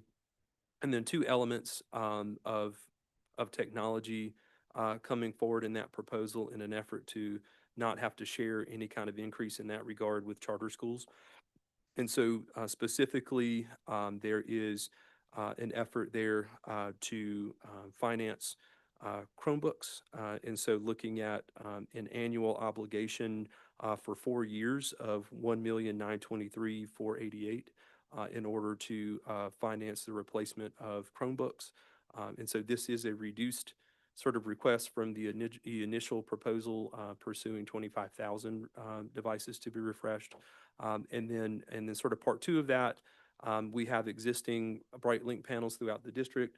And so those have quite a bit in age, and you've heard quite a bit of those about those this budget cycle. I expected comments about some other things. But we would be looking at a $900,000 lease payment in order to replace and refresh those with a new iteration or a new modality for projecting things in the classrooms.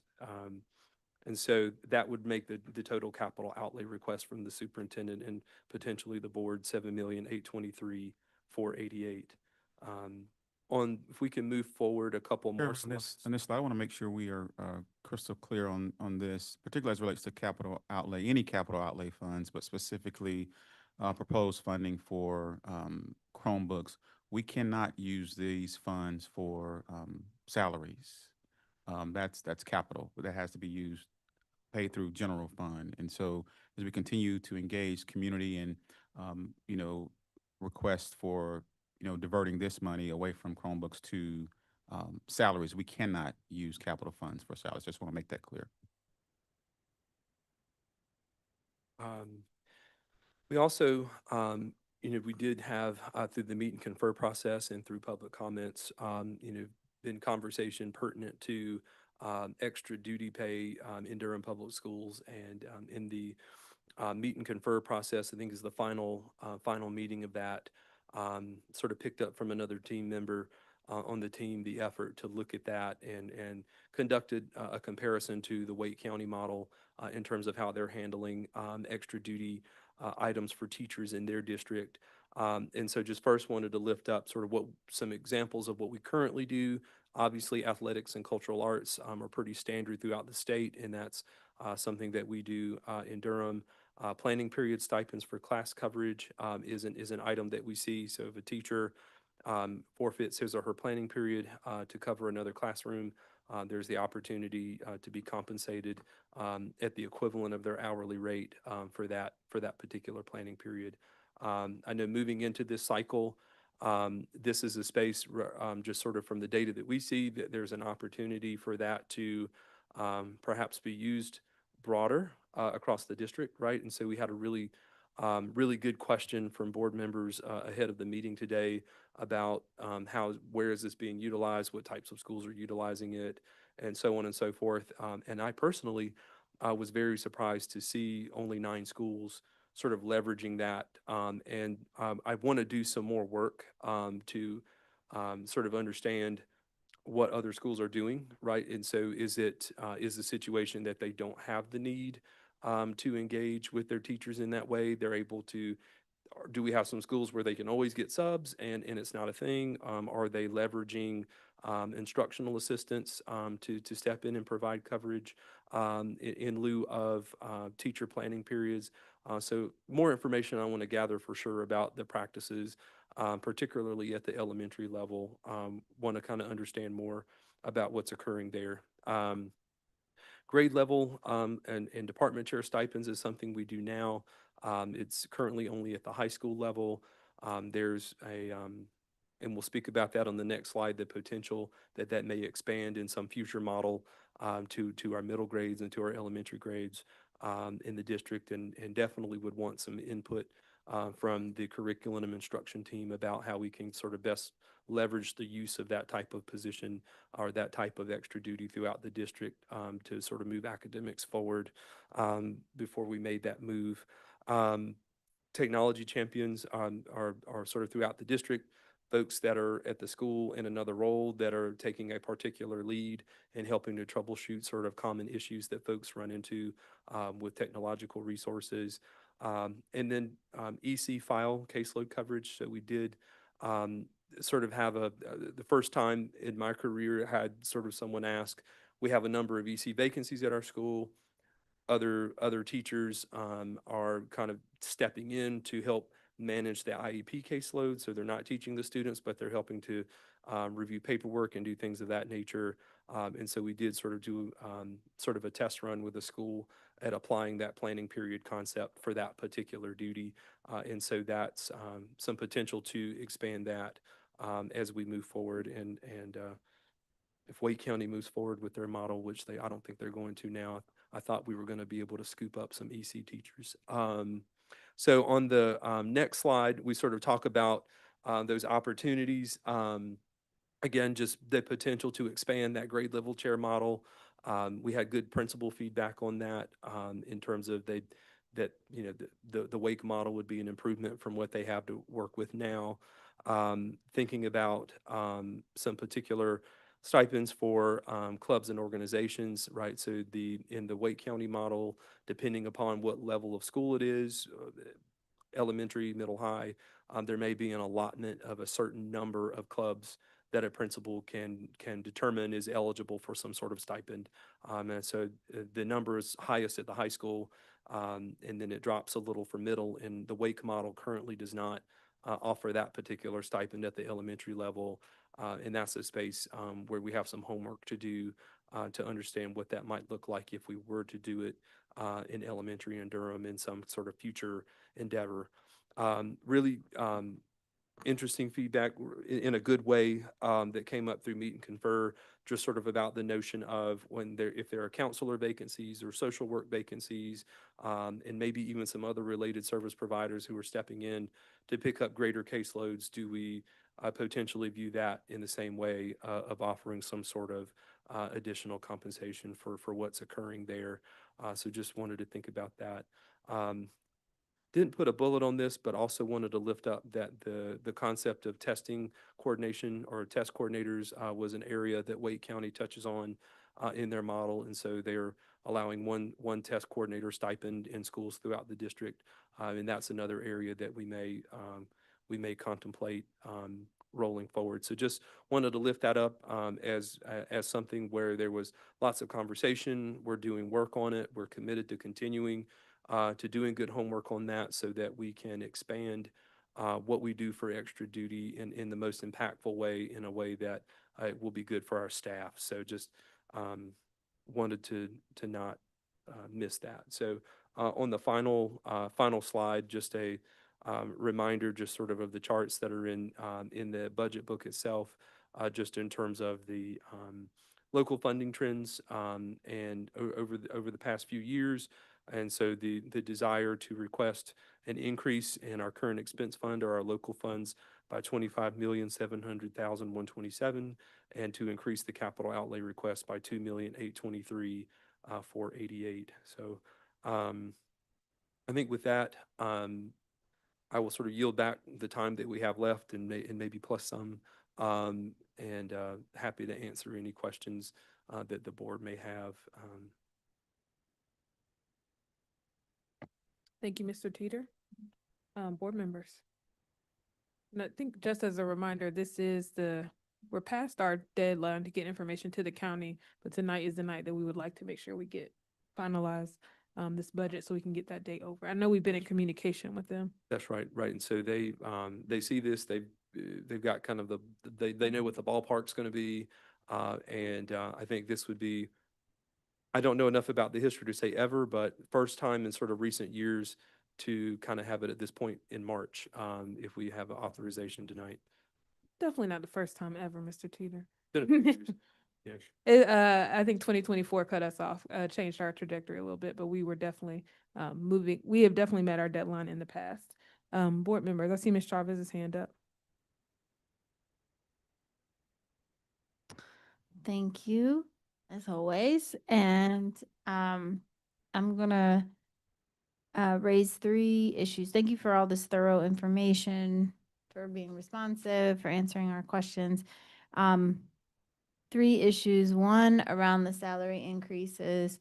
I shared this concern, but I just want to say here, I am interested in a model in which we have 12% increases for those at the bottom and up to whatever makes sense, and then perhaps a I can't think of the word now, but a gradation within our scale, so that those at the top, coordinators and up, would make a lesser increase, lesser percentage increase.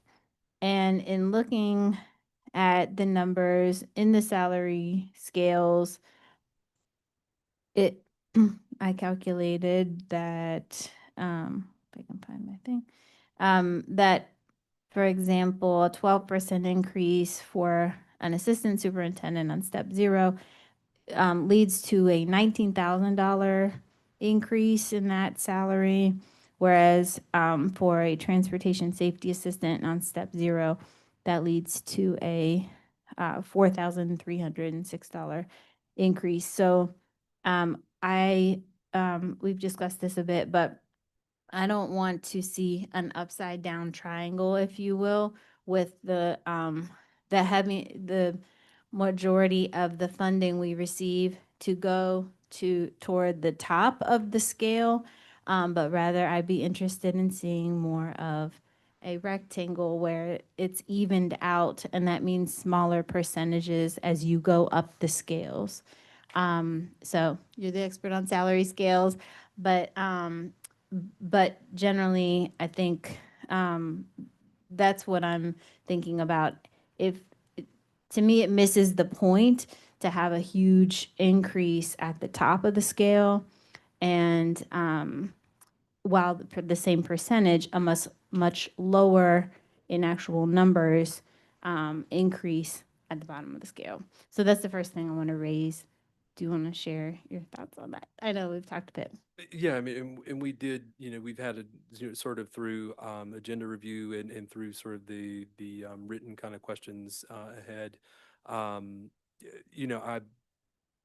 echo, right, as an individual and someone that works with classified staff on all ends of the salary scale spectrum, sort of recognize the spirit of doing as much as can be done to lift the minimum wage and do things for folks that are sort of on the lower end of the scale.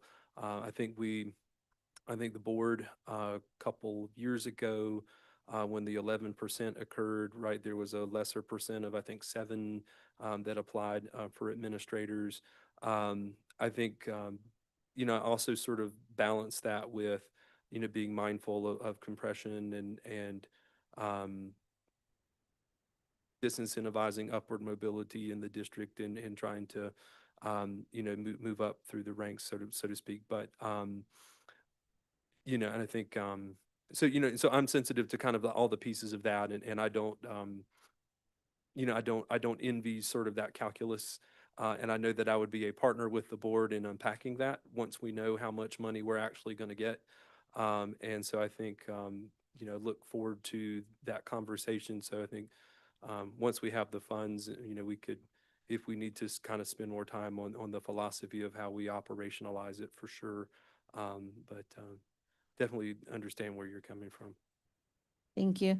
To me, that's the essence of equity. Also, equality is giving everybody the same thing, but equity is meeting people where they are and giving something that's going to increase their resources relative to where they are standing now. So I'd be interested in other board members' thoughts on this piece as well. The second thing I want to bring up is around the 2.8 million for tech. Of course, we're getting a lot of pushback and questions around that.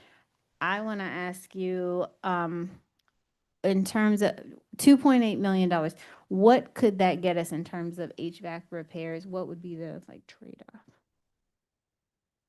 I know I didn't looking think at about my- this ahead of time, so I know, I'm I'm looking just at my popping up this question. HVAC person. I guess it depends on the scope of the HVAC effort.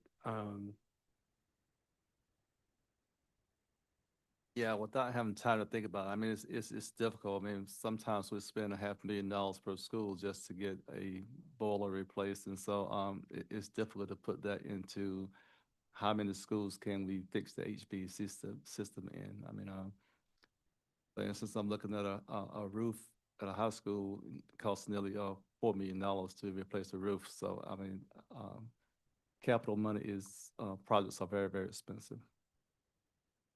I could get some other numbers for you if you like. Thank you. All right. Sure, I'd be interested in that, but I think we're probably going to make a decision tonight. But I appreciate your in this moment feedback on that question. And then let's see, the other thing is around the extra duty pay. So we've talked about this. I do understand the need to work on it more, develop it next year. But in reflecting more on the concerns of some of our staff, there is something I'd like us to begin to consider doing now, which is the piece around making sure that we pay staff, hourly staff who work extra rather than give them comp time. So I do want to ask you about that. Is comp time, is this, or maybe this is Dr. Smith's question, I'm not sure, but is comp time formal or informal?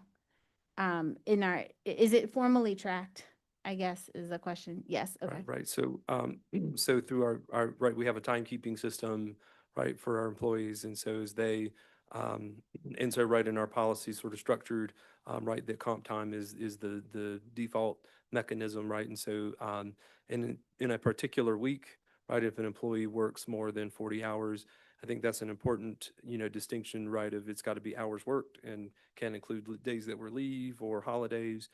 So if there's more than 40 hours worked, right, that time is accrued at a value of a time and a half in terms of those hours. We do have situations where that is overtime instead, right? And there's some sort of specific circumstances with that.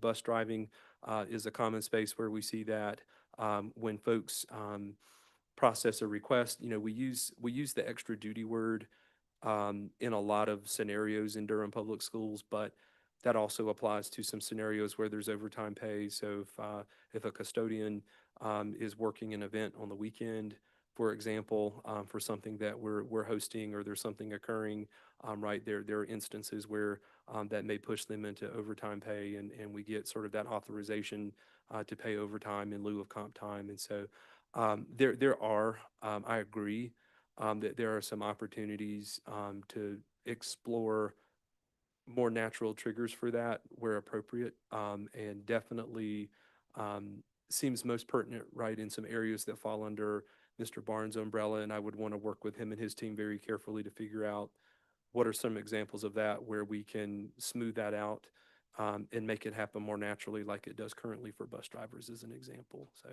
yeah. And I guess seems like we don't know in this moment if how much money that might be, or to pay people hourly rather than through comp time.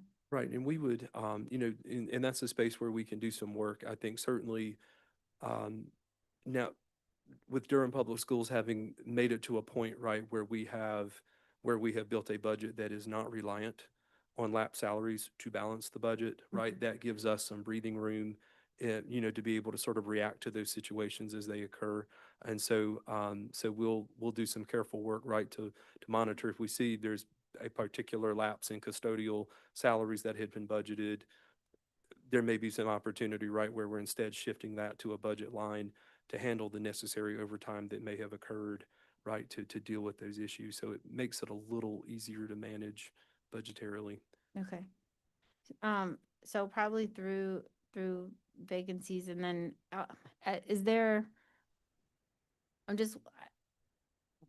Is there a policy shift that needs to happen or something, a protocol shift?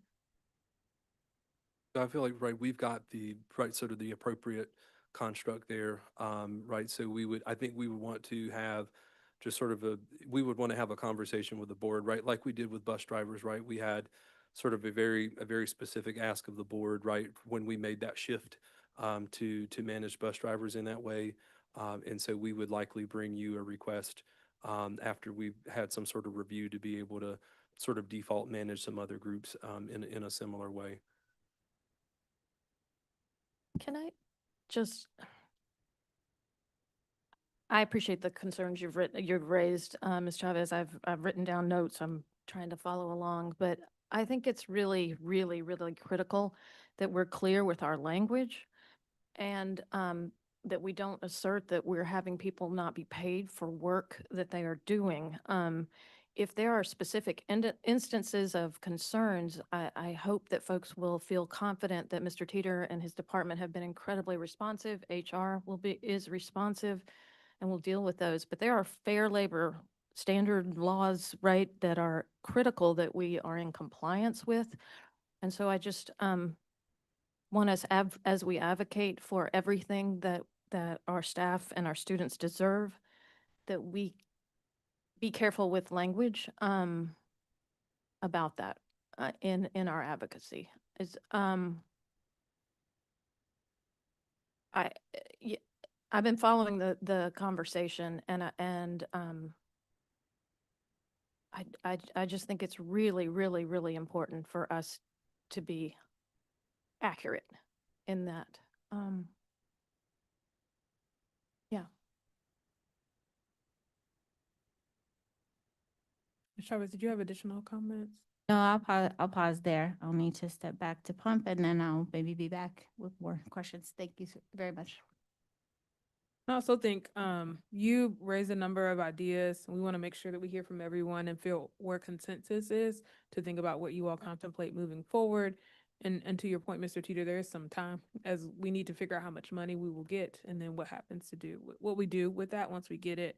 I also just want to uplift our salary administration policy that really defines a couple of different things, right? When it comes to bonus versus extra duty versus overtime versus stipends, and that are all going to be different, governed by what type of role you have in the district and those fair labor laws, right? And so I think we use some of the same language often for lots of different things, and we need to get more clear around actually what are we discussing when we say extra duty.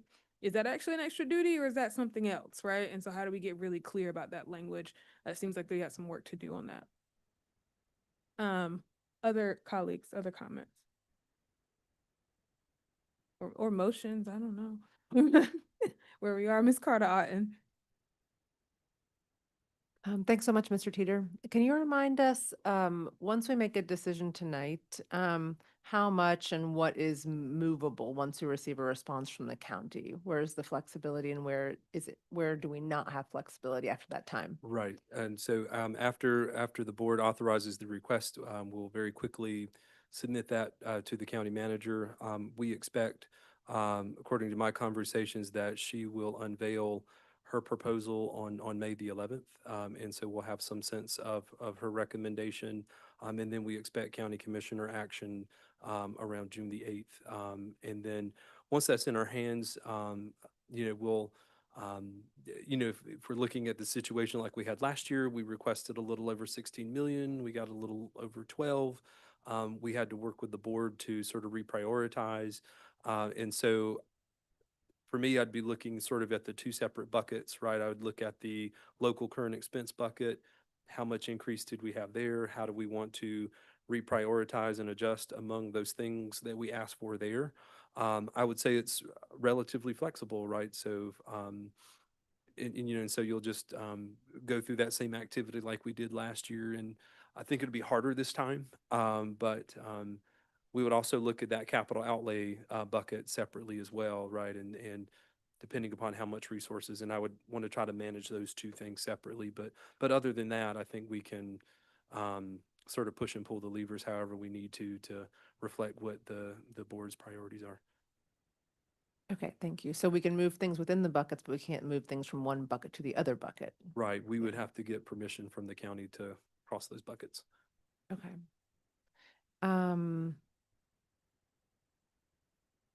s-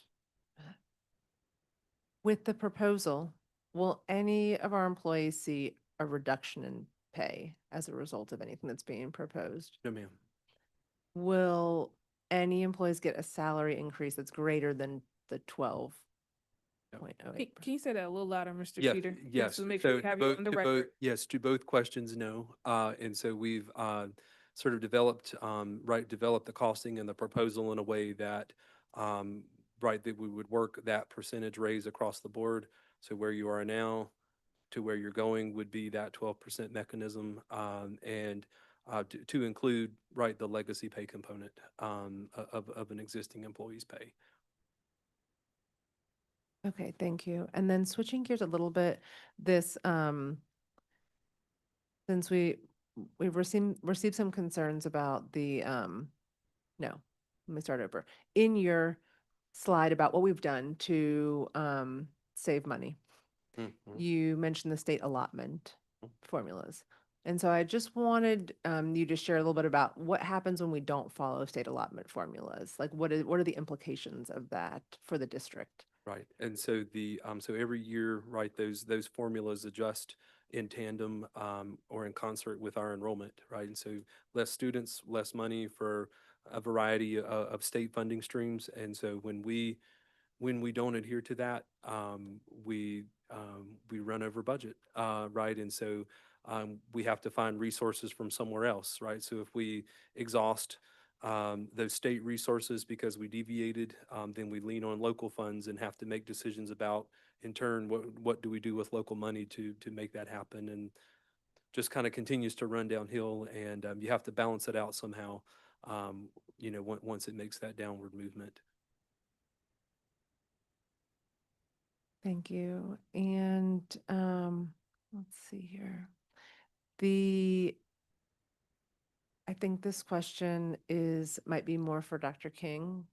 Um, and this has been communicated in the past, I think, but just wanted a reminder as we're thinking about this, about how it was decided that the Chromebooks and the Bright Links were a top priority this year, and why it's important that we include that much money for, like, why we need 17,173 Chromebooks right now, why we need 1,786 Bright Links. What makes those rise to the top for your department? So I think the simple answer to that is that we're trying to get out of a space where we are continuing to manage devices that are out of warranty, right? Which means that which puts us in a position where our expenditures are less predictable.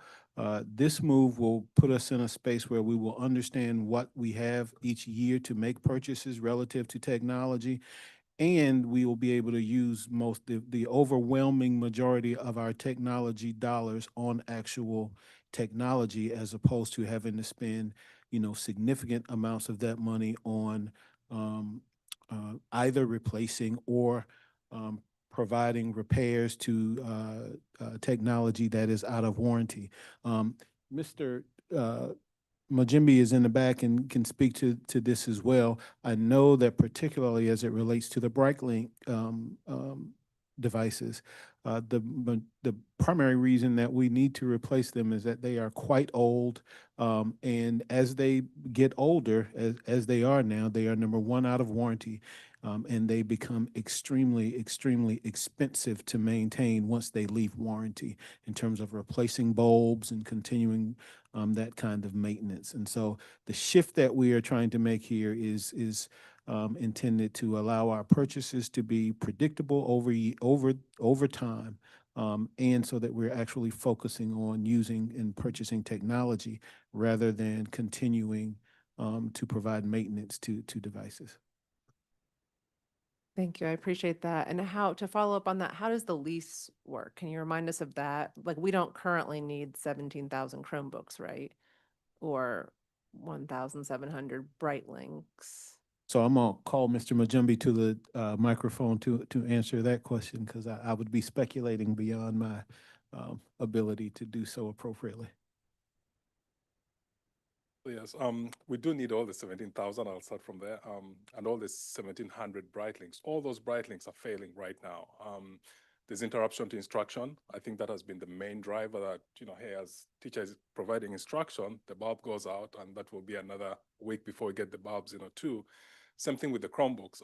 I think we're here 2 months ago, presenting the contract for repairs. I think currently we're incurring over 500,000 in terms of those repairs. So all those Chromebooks that we're asking to refresh are part of those that are out of warranty and are failing. And Chromebook fails, it will take 2 weeks for it to circle around and come back into circulation for proper instruction. So if we are relying on it for instruction, there will be that 2-week interruption in the classroom. So yes, all the 17,000 that I think are in the budget, those would refresh 6 through 12. And those would be in warranty. I wouldn't be spending repair costs on those. Same thing with the bright links, all the 1,700 bright links, they're dying. They're 13 years old. We're relying on bulbs and failing parts. So yes, all those are. In terms of the lease, do you want to talk about the lease? Yep.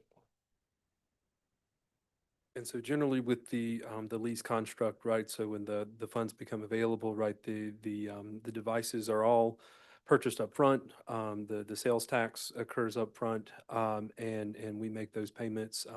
Generally, I've seen them on a monthly basis. I've seen them on a quarterly basis.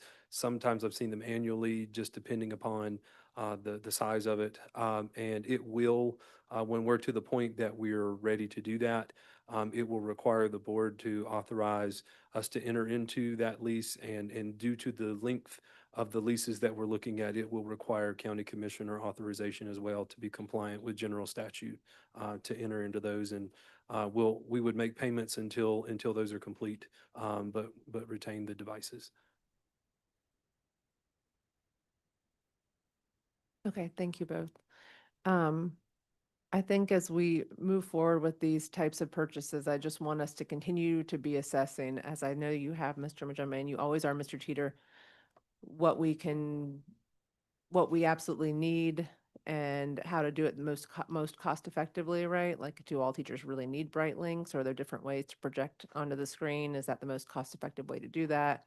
Do we need all the Chromebooks right now, or are some just fine? Again, think you're doing this, but just to put that out there, because we don't have a lot of money. So we got to be thinking really hard about where we put it. And I still really want to see, this is more directed at Dr. King in his office. I really want to see a comprehensive plan for like how we are using technology to enhance our education, not just doing it because everybody else is doing it or because we rely on the tech for testing. I'll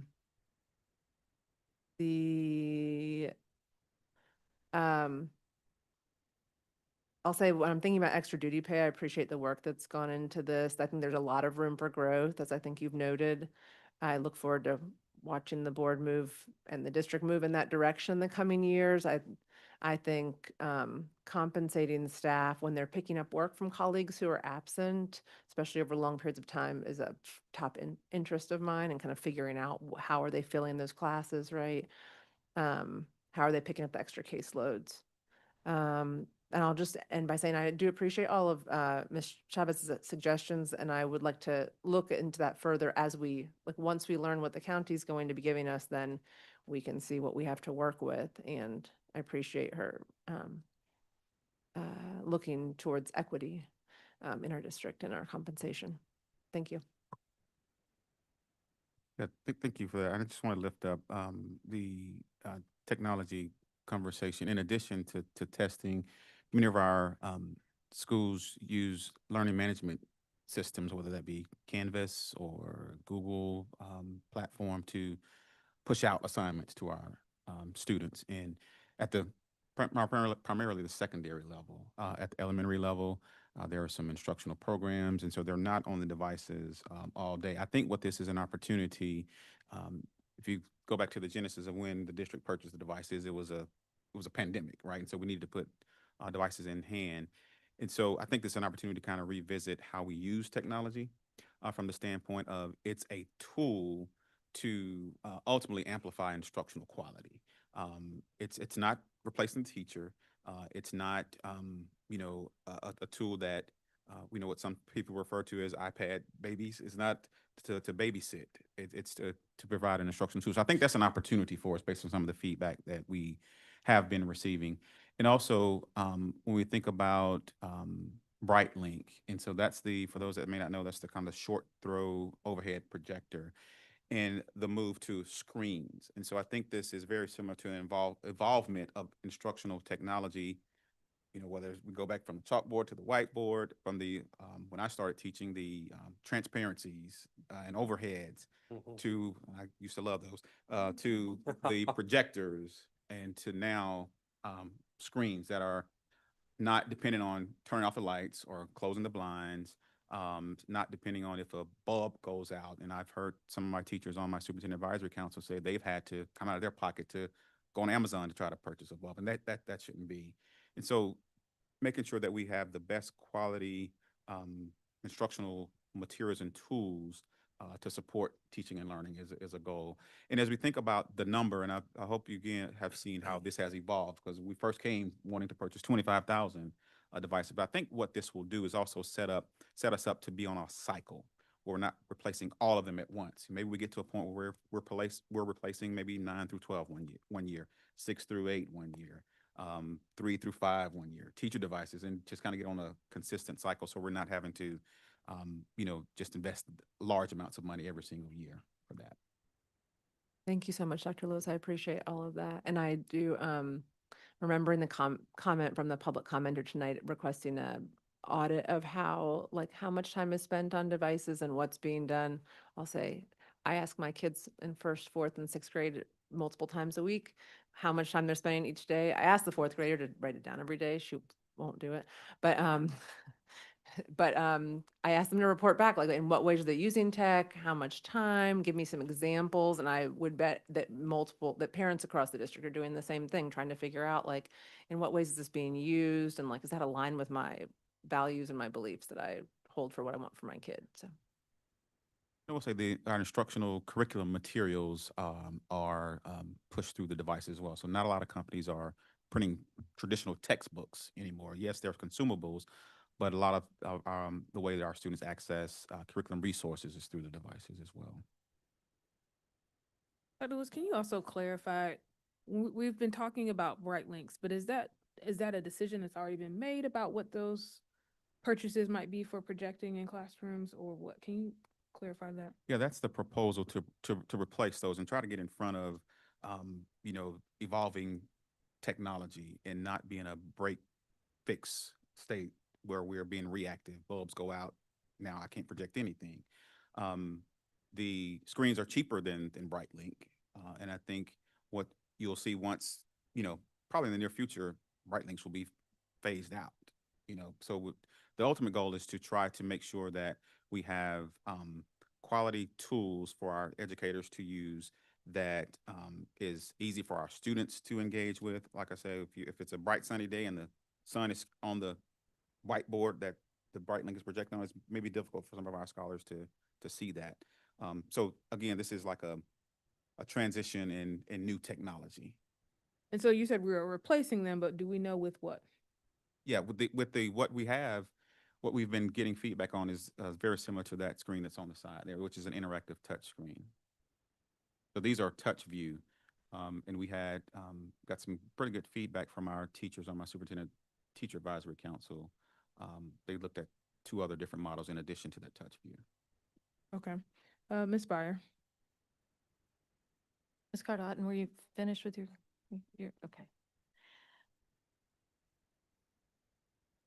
Oh, I'm excited about this budget.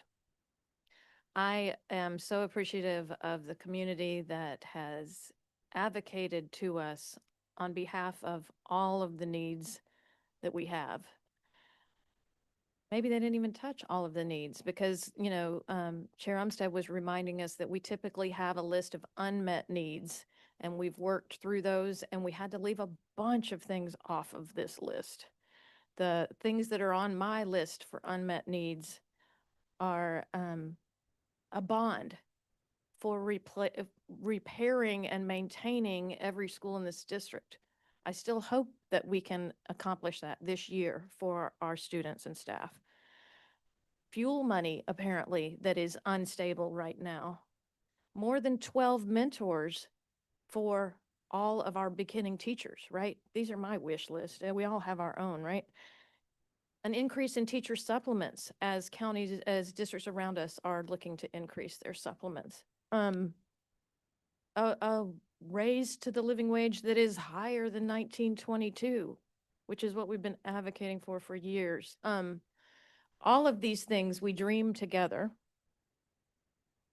and we sit in a space where we have had honest, hard conversations already with county leadership, where in their meeting just this Monday night, they estimated our request at 19 million.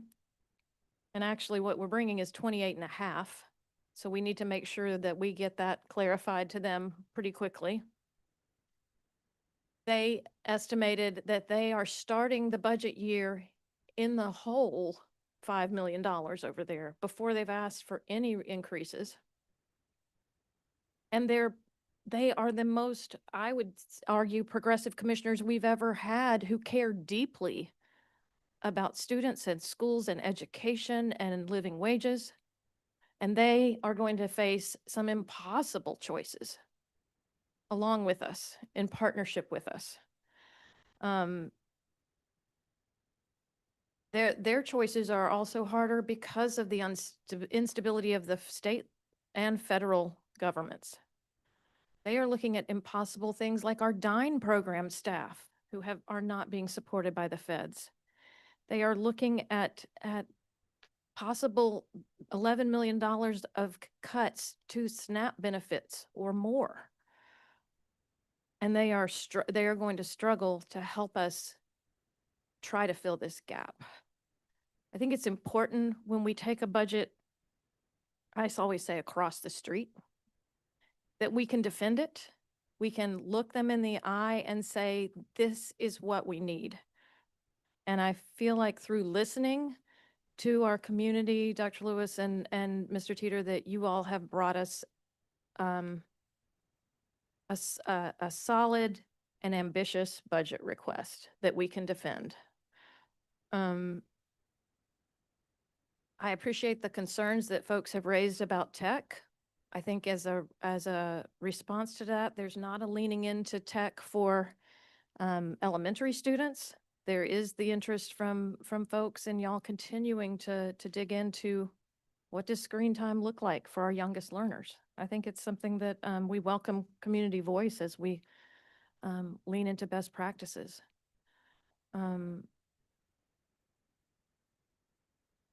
I think the expense that is in there for tech is about $93 a student. If I'm doing my math correctly, Mr. Teeter, it's an investment. And I love how we have learning environment guidelines now. And I would hope that we would have, as part of that technology guidelines that we are trying to set, to say, we will have this for every student, or at least our oldest students, right? When you walk into a classroom, you will not have a 13-year-old failing system, but you will have technology as it changes to use as a tool, not as a babysitter. And so I look forward to supporting that. One thing that I thought was heartening from a conversation with one of our commissioners is that they would like, and they're starting to have conversations about aligning policies, their policy, so that starting wages for the county will always be aligned with starting wages for Durham Public Schools. That's a huge commitment, huge.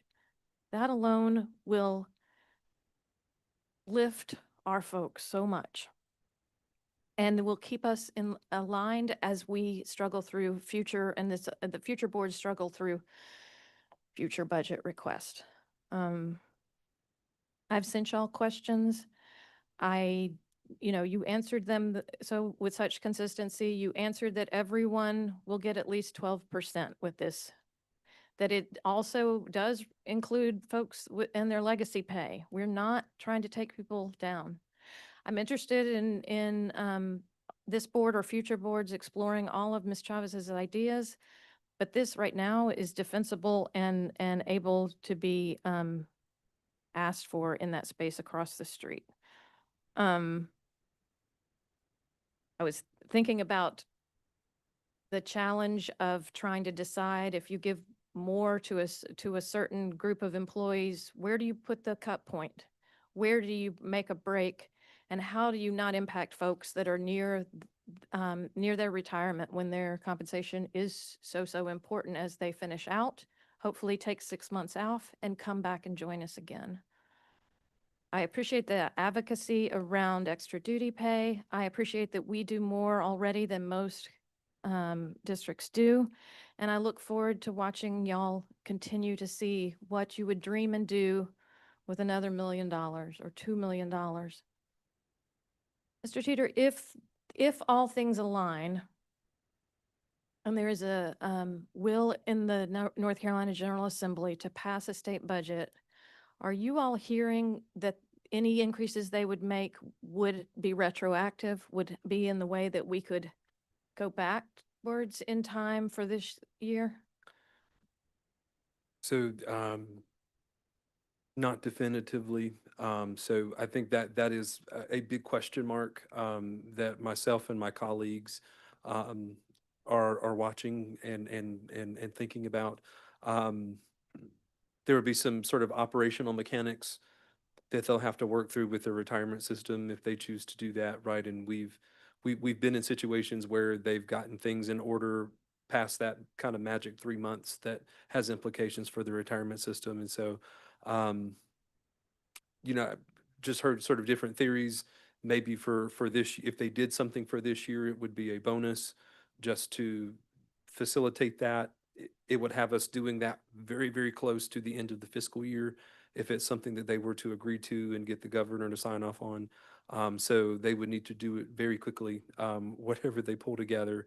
But I think there is some chance that they may do something that affects this year. But nothing really kind of clear for us at this point. But certainly, when we do hear something, we'll make sure we communicate it. I appreciate it. I know there's some activities ongoing to advocate in Raleigh. I look forward to folks doing that. And I look forward to new Senate leadership that understands that these are not partisan issues and that these are not urban versus rural issues. They are the foundational first investment that our state should make. Thank you. Thank you, Ms. Byer. Vice Chair Rogers, any comments? I can. Mr. Teeter, thank you, and Dr. Lewis for all your work on this budget.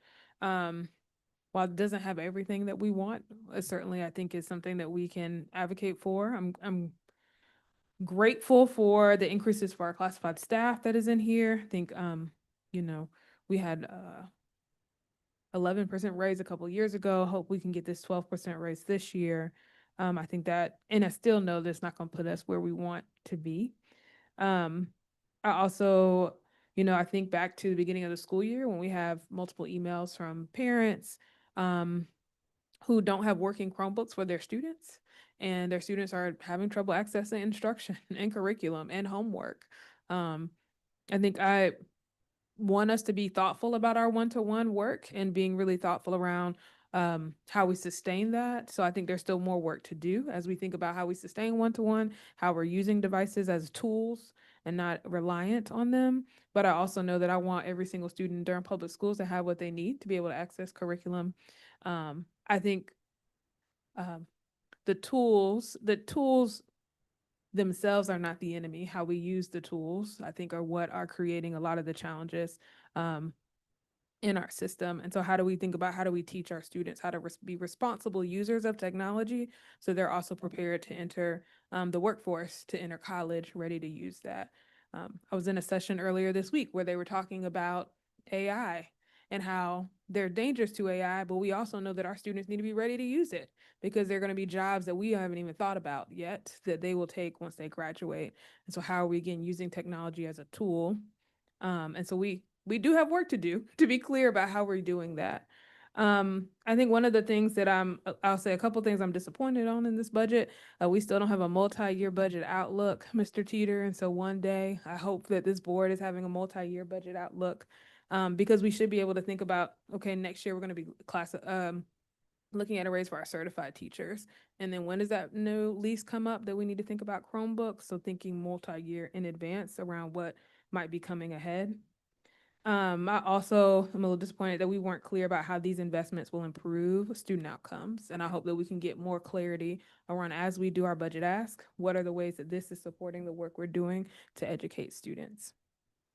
Last but not least, I said my comments earlier. I think as we think about extra duty, we got to make sure we're looking at that salary administration policy. We put it in place to help guide some of the decisions around pay. So I hope that we continue to ground ourselves in that.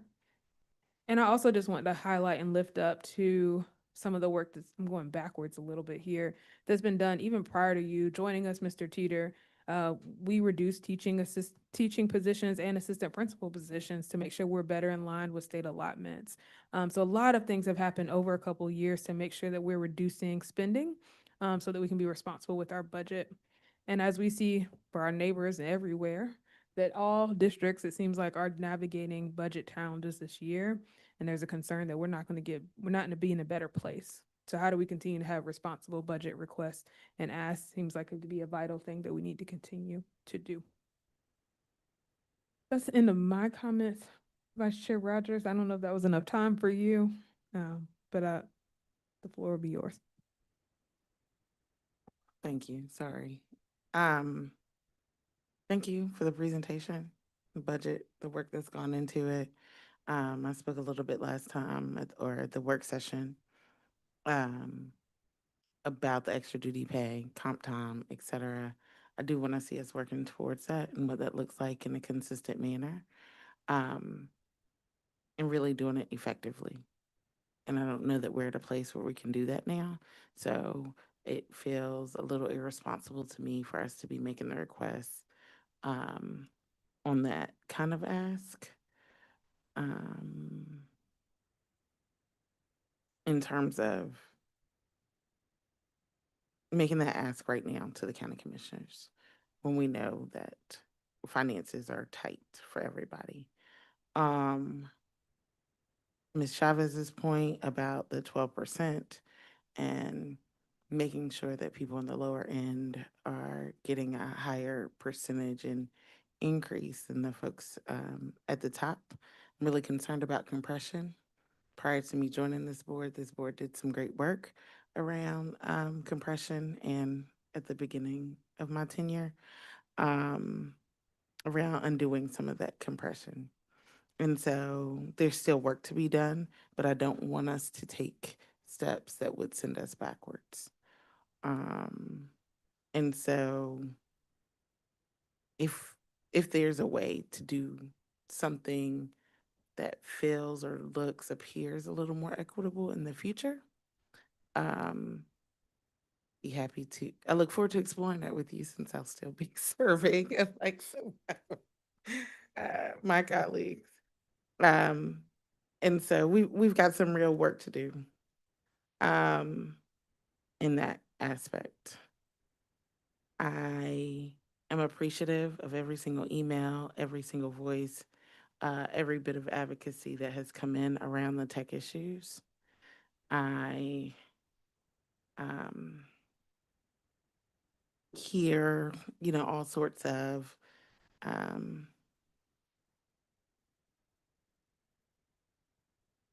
hear everybody's perspective. I get it. I do think it's a tool that students have to use. I would encourage everybody, every single person that sent an email, posted online, talked about reducing tech, to click the opt-out button at the beginning when you re-enroll in PowerSchool, because you can opt your student out. What's important to me is that when we talk about equity, we are not increasing the digital divide, and that we are ensuring that Black and Brown students who are less are not in a place that white families might be in a lot of spaces in which they can have their own devices at home. I remember what it was like to have to share a device that was in the kitchen. And I had a twin sister. We shared the same classes, had the same assignments at DSA, and had to take turns using said device to write said papers and to source said papers, right? Um, it's still a reality for some of our families, and we need to be able to show up for them, because what we don't want to do is go back to what feels like segregated schools in the South, where some schools have and some schools don't. Some students have, some students don't, or some students are getting hand-me-down devices, hand-me-down access to course content that they need in their LMS. But the more people opt out, the fewer devices we have to buy, right? I'd love to see some data on how often folks are opting out of the devices, because it may work for your student, but it may not work for mine. And so making sure that there's equity and access was a part of what Growing Together is, and we can't undo that work. But I do look forward to a more robust plan about the training for educators in the classroom around how to use devices. My expectation as a parent, as a school board member, is not that educators are putting students in front of devices 6 hours a day, right? With the exception of recess and lunch, or gym and lunch, PE, right? So if there is some understanding about how that's happening, I would love for that to be shared with the board. Much in the same way that parents have access to their media coordinators to talk about what books are in the media center and what books are available in the classroom. I hope that parents are having conversations with teachers about how they're using technology instead of trying to put the onus on their own children. Because one thing that I like to prioritize is not creating conflict in the classroom. So I don't want my student debating with the teacher about something. That's the teacher's classroom. Show up, do what teacher says. But like, parents can have conversations and find out what's happening in those spaces. So I look forward to approving the budget. I also look forward to more robust planning around extra duty pay, steps in the future to avoid compression, any other salary studies, et cetera, and more information about how Chromebooks are used in the classroom. Thank you, Ms. Rogers. All right. Ms. Chavez. I just have one more question relative to that. When a parent opts out, what does that mean? What does that entail?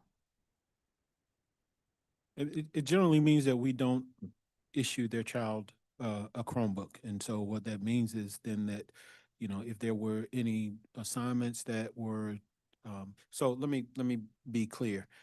Parents can opt out kind of in two ways. Obviously a parent can opt out of receiving a Chromebook, and then parents also have the ability to opt out of, certain assignments. In terms of Chromebooks, an opt out would simply mean we would not issue that child a Chromebook. In some instances, parents do that because their children have their own devices that they would rather use. Some parents just don't want their children to have access to the technology, and we respect that decision as it is delivered to us. And then, thank you. And then with the second piece around assignments, they're opting out of like digital assignments, basically? Or what are they, or like, what's the scope of what they're opting out of? So a parent can opt out of an assignment because they disagree with the content that's being covered. You would not necessarily opt out of a digital assignment because you opt out of receiving a Chromebook, because a student could, use a Chromebook while he's at school, or use a Chromebook, one of the extra Chromebooks that we have in the space. I think it would be incumbent on us to make sure if a child has, if the child's family has opted out of technology and we are assigning an assignment that requires technology, it will be incumbent upon us to make sure that the child has access to technology in order to complete that assignment. Okay. So they would, they could opt out, a family can opt out of receiving a Chromebook, period, because they have their own device, or they just don't want their kid to have a Chromebook. And I'm still not quite understanding the second part. They can opt out of certain assignments relative to the technology opt out, or just, I know with the Parents' Bill of Rights, they can opt out of, assignments, but is there something else where they are assigned paper assignments or something like that and not digital assignments? Or no? I think that's a little bit of a difficult question, because there is no legal standard, and Rod helped me, that says that a parent can necessarily opt out of an assignment because it requires technology. I don't think we would get into a kind of a back and forth with a parent who did not want their child to do an assignment that required technology. My expectation would be, if that was communicated from the parent, we would find a way to provide that assignment by paper and pencil. That differs a little bit from an assignment where the parent disagrees with the content. There are legal standards that require us to allow parents to opt out of those kinds of assignments. So that's the distinction that I'm trying to draw there. I'm not sure I'm doing a good job of it. Okay, so there's not, okay, I thought for the certain, opting out of certain assignments had to do with technology, but no, it's just opting out in general of certain assignments. Parents can do that. That's what you're saying. Okay, got it. Thank you. Okay, I also want to make sure our student representative, do you have any comments you'd like to give on our budget tonight or any of the discussion? Yes, thank you. So as a student, definitely hear about like certain new schools getting a lot of technology that I know my school doesn't. And sometimes it's disheartening to see that, because I know as a high schooler, sometimes we're not like thought of, oh, well, we don't need interactive things because we should be focusing regardless.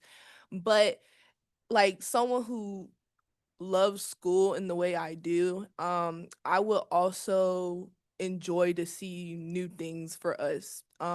Because it does get to a point where I know I hear in my community a lot that why don't we get these things when we're achieving the way that we are, you know? So that's pretty much like the only thing I have to say on the technology issue and the budget, because that's like the thing that I mostly hear throughout the students. And also I know early college we're on Central's campus, so that the when the the projector malfunctions, it's like a whole thing, because some people don't know if they should be contacting Central or DPS, because and our building is very old, so it would be nice if we got some newer things for our building. I mean,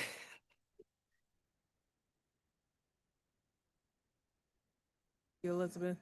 I think about, how do we expect students to be able to compete in the 21st century if we're not giving them those tools, right? And you kind of outlaid that really clearly. Can imagine being on a college campus and seeing what's in your classroom versus going to a college class and seeing what's in that classroom, right? We want you to be able to have the tools that you need to go from each one. We have so many of our students who are dually enrolled, right, in community college, as well as in early college programs at North Carolina Central. They need their devices to be able to make sure they have what they need, and one that works, right? That charges and all those wonderful things. That's important. Again, it's a tool to help us do the learning work. Board members, are there any other comments?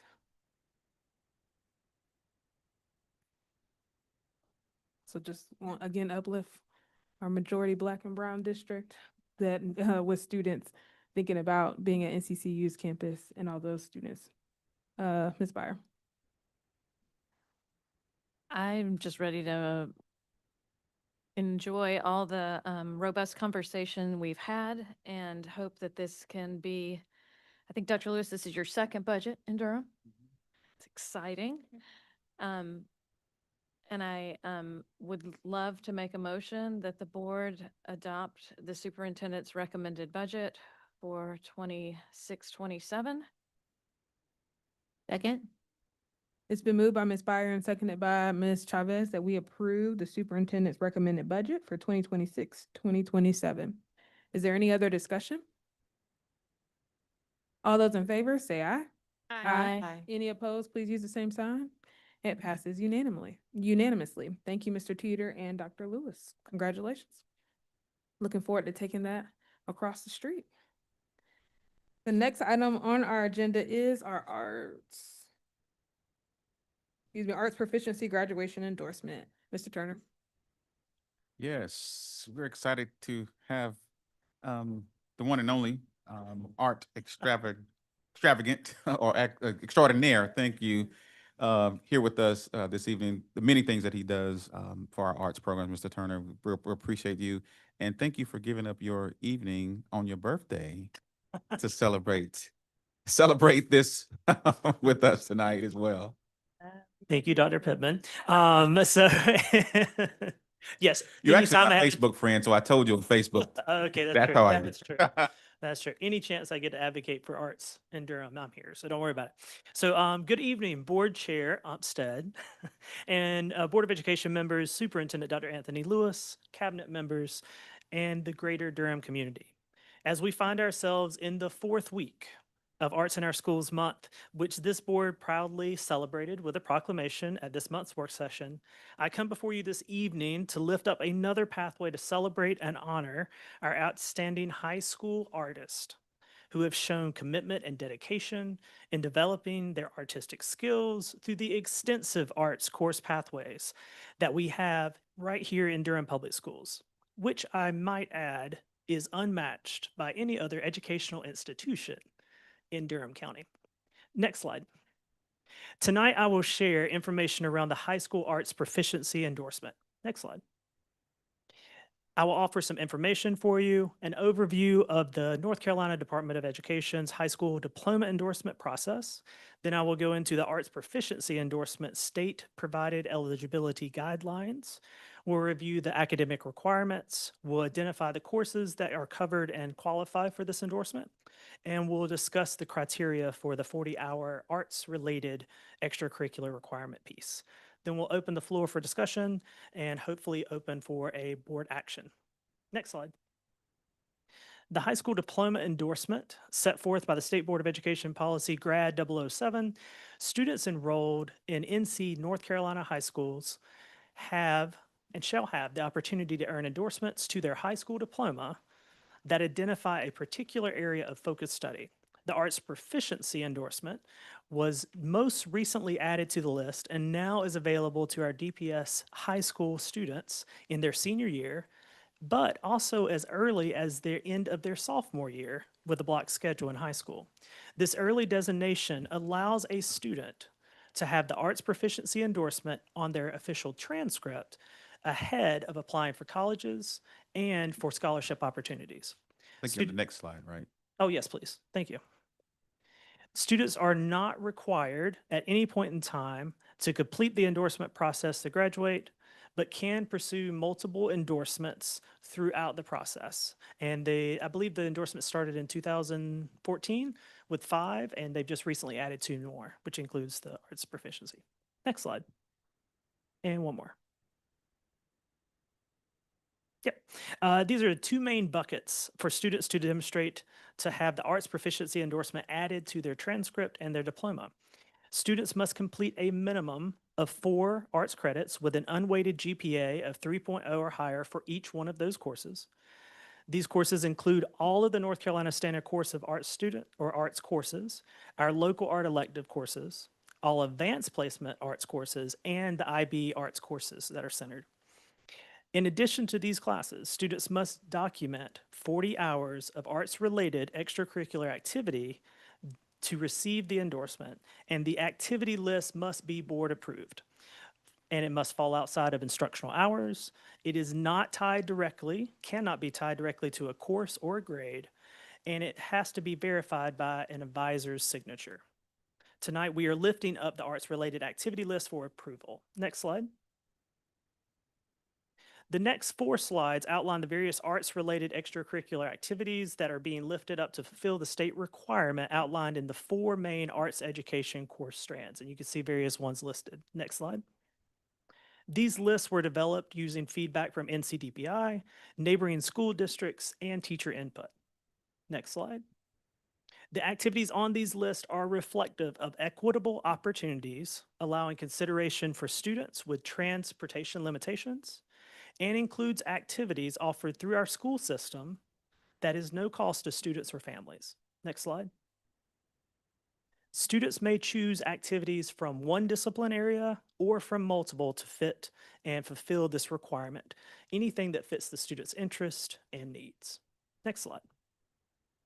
At this time, we are asking the Board of Education to approve the list of extracurricular activities, so we open the floor for discussions and questions. Thank you, Mr. Turner. Board members, Elizabeth, Ms. Leathers.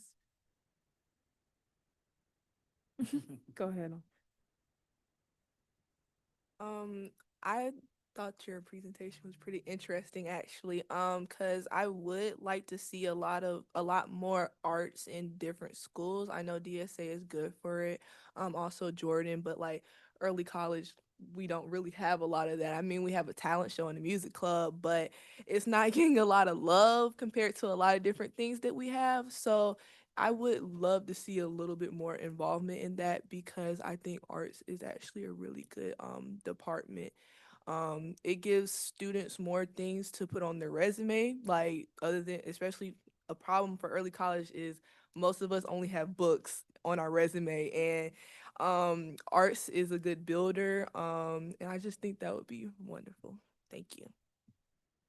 Thank you, Ms. Leathers. Board members. Ms. Byer.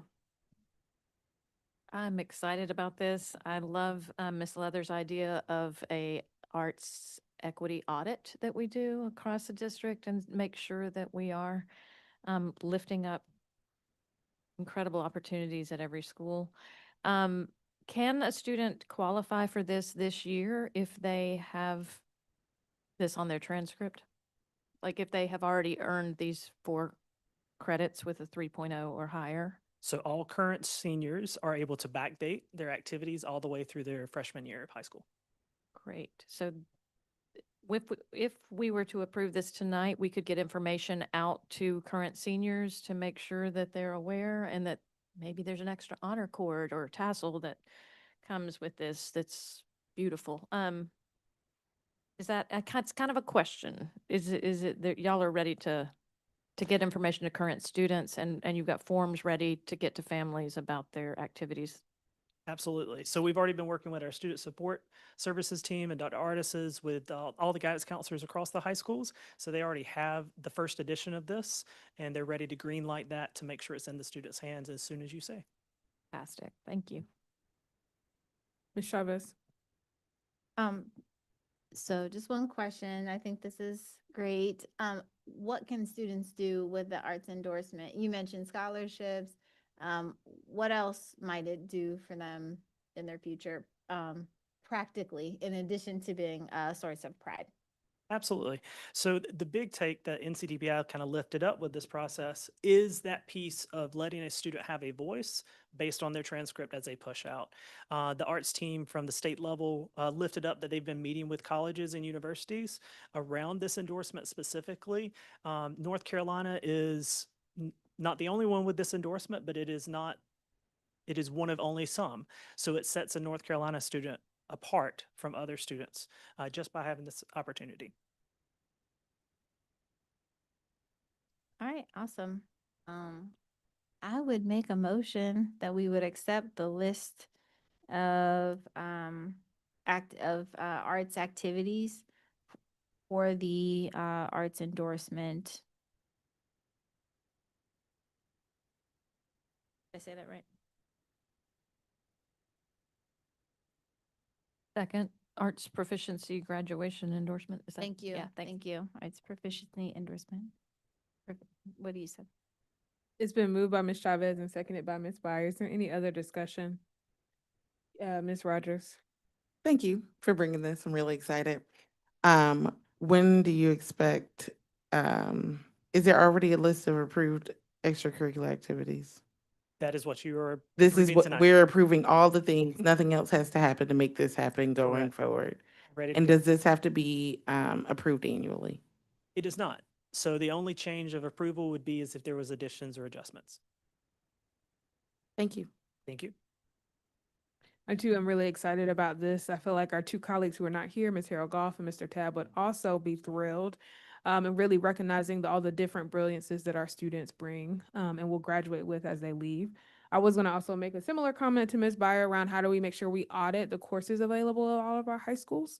And if some of I think it might be natural for Durham School of the Arts to have more. They are an arts school, that makes sense, but we want to make sure our comprehensive high schools have equal opportunities. And so how do we make sure that is available at all of our schools so students can have that opportunity?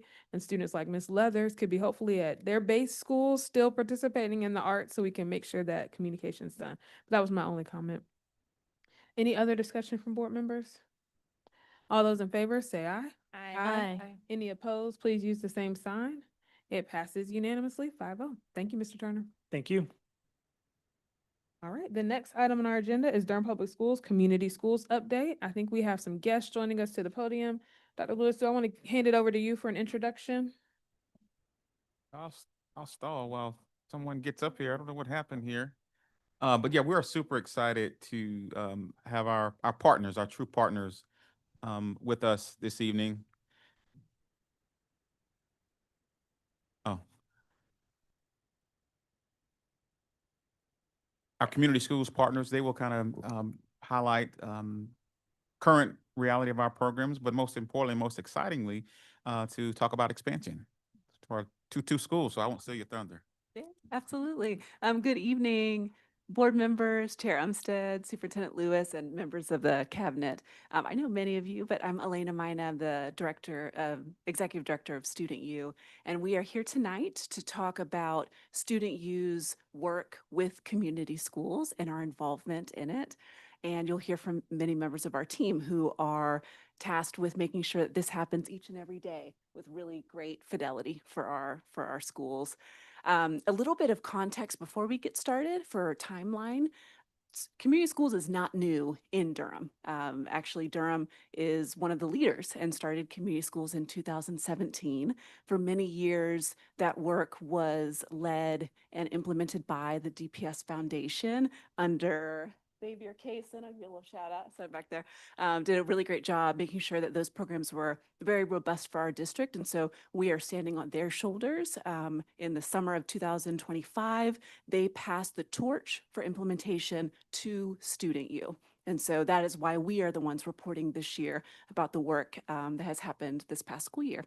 So we're excited to continue it, very excited to continue the work that the DPS Foundation has done, and I'm excited to talk about expansion and hopefully to be able to do this work for many more years. So with that, I'll pass it to my colleague who's responsible for that expansion and making sure that that work happens well, and that's Dr. Luke Carmen, who's our Director of Community School Partnerships. So I'll scoot over here to let him come up to the front. Good evening, Superintendent Lewis, members of the board, Chair Umstead. We wanted to briefly share some updates from our implementation team of community schools from this current year, 25-26, to give the board a sense of what we are also have in store for our expansion schools. As Elena noted, Student U is the implementation partner for community schools in Durham, as well as 21 additional schools across the state in 15 districts, 15 more counties in the central region in Sandhills of North Carolina. But in Durham, we support 3 elementary schools this year, Lakewood, Fayetteville Street, and Club, and the district-wide community schools practices that go with them. In Durham, this work is extremely collaborative. So Student U co-chairs the Bow City Community Schools Steering Committee alongside Durham Public Schools and the Durham Association of Educators, and we could not do our work without funding and support from Durham County and the North Carolina Community Schools Coalition, and leadership and partnership from all sorts of local partners, which are on the next slide, which I forgot. So there's lots of logos. Food partners, universities, resources, and service providers. And you can go to the next slide. DPS community schools have been working to make DPS schools hubs for resources, partnerships, and learning for students and staff and families and community members since 2018. And this evening, we really wanted to highlight some key components of the community schools model that we've really focused on this year. You can see them on the slide. Our community schools coordinators, school advisory boards, family resource centers, and programs and partnerships. Most central is that first bullet point, that purple box of community school coordinators. And in our 3 current schools, those are full-time DPS employees at each school. And you're going to hear from all 3 of our excellent coordinators this evening very quickly. And we'll highlight one of each of the elements on the screen. And with that, I'm going to let Ms. Gloria Suarez, Club Boulevard's community school coordinator, talk about school advisory boards. My name is Gloria Suarez, and I've been the Community Schools Coordinator at Club Boulevard Elementary since 2023. One element of community schools that has been new this year that Club has been able to use well is the School Advisory Board, a group of teachers, staff, parents, and school leaders that make decisions about how to implement the community schools model at Club and how to direct additional per pupil community schools funding from the North Carolina Community Schools Coalition. Miss Gloria, I'm so sorry to interrupt you. Could you move that mic a little closer to you? We want to make sure we hear everything you have to say. Thank you. Next slide. Next slide. There you Okay, go. that one. Okay. One proposal brought to the school advisory board at the beginning of the year was for supplemental SEL supports that added to our Tier 1 whole school curriculum, Character Strong. Anyone in the school can bring an idea to the board, and our school psychologist proposed this one because she and the MTSS team had noticed that many of Club's newest students, new Growing Together zone students who lived in transitional or uncertain housing situations, were also in need of more targeted social emotional supports. This also aligned with one of Club's SIT team goals. The SAB voted to approve the purchase of supplemental Tier 2 and Tier 3 small group interventions, which have enabled 24 additional students to be pooled for skill-based SEL interventions. And we are examining the impact on behavior and learning as we reach the end of the year. The SAB supports Club to comprehensively address the needs in the building with a process that values a diversity of voices from our school community. The SAB can support and complement school improvement efforts in a variety of ways. A dozen proposals have been approved by the board to support additional tutors in the building during the school day, fund beginning teacher support for licensure and praxis fees, add more Spanish language text to our growing dual language library, facilitate increased parent communication with the school, create an NC-themed arts integration project where 3rd through 5th graders research state history, culture, and wildlife to create a collaborative exhibit, and end the year with the celebration of Club's 75th year as a school in DPS. We're so excited about what next year, Club's 9th year as a community school will bring. Thank you. Next slide. Good evening, everyone. How's everything? My name is Kasim Kwali. I'm the Community Schools Coordinator of the amazing Lakewood Elementary School. One element restarted this year was at Lakewood is our Family Resource Center, which is a hub for services, support, connection, and dignity, and a place where students, families, and staff can access food, clothing, hygiene items, and other necessities. One of the most impactful programs is the Food Backpack Program, where we started by serving 30 students using a grant and donations from the Forest at Duke. Every student receives a backpack full of food weekly, every Thursday. Because the Family Resource Center has been a way for us to bring more partners to the school, our partnerships with Porch and others have allowed us to increase the number of students up to 42 this year and hopefully growing. Alongside more food for the entire school community. These efforts are not separate from our academic work. They are the foundation to it. By addressing food insecurity and access to basic resources, we are increasing family trust, engagement, and making Lakewood a place where students are not just learning, but are having all their needs met. This work connects with the 2 core pillars of the community schools model, family and community engagement, and increased student supports. Thank you so much for your time.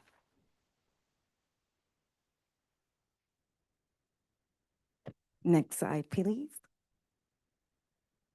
Hi, my name is Chantal Cassels, and I'm the Fayetteville Streets Community School Coordinator. Good evening. My name is Dr. Quincy Farmer. I'm the proud principal of Fayetteville Street Elementary. At Fayetteville Street, partnerships and relationships with the community have been the heart of our community schools plan. A significant partnership that we've cultivated is with North Carolina Central University. NCCU students do not just volunteer at events, we build long-term relationships between the university and the school community. Our NCCU student volunteers are one-on-one mentors with 3rd through 5th graders. They run our club days monthly, and they offer in-school tutoring and homework support during after-school programs, volunteer at events at our Family Resource Center, and lead student organization to run food and resource drives on campus that benefit our students. This is a reciprocal relationship. Our K through 12 students receive the benefits of an older mentor and a vibrant school community, and families are willing to facilitate their students participating in this program. University students are both spending time and energy in their local community, receiving the service hours required that is so significant to the student experience at North Carolina Central University. We have more than 50 volunteer students who are here weekly or monthly, to say nothing of the dozens of volunteers who have been present this year. What Ms. Cassell shared represents all of our programs and partnerships, because bringing resources to a school community requires deep partners who are willing to respond to what our school needs, even as those needs change. Partners help make Fayetteville Street feel like a place full of pride, purposefulness, resilience, innovation, determination, and enthusiasm, which is the model we have adopted this year as we help make Fayetteville Street Mighty Lions the pride of Durham.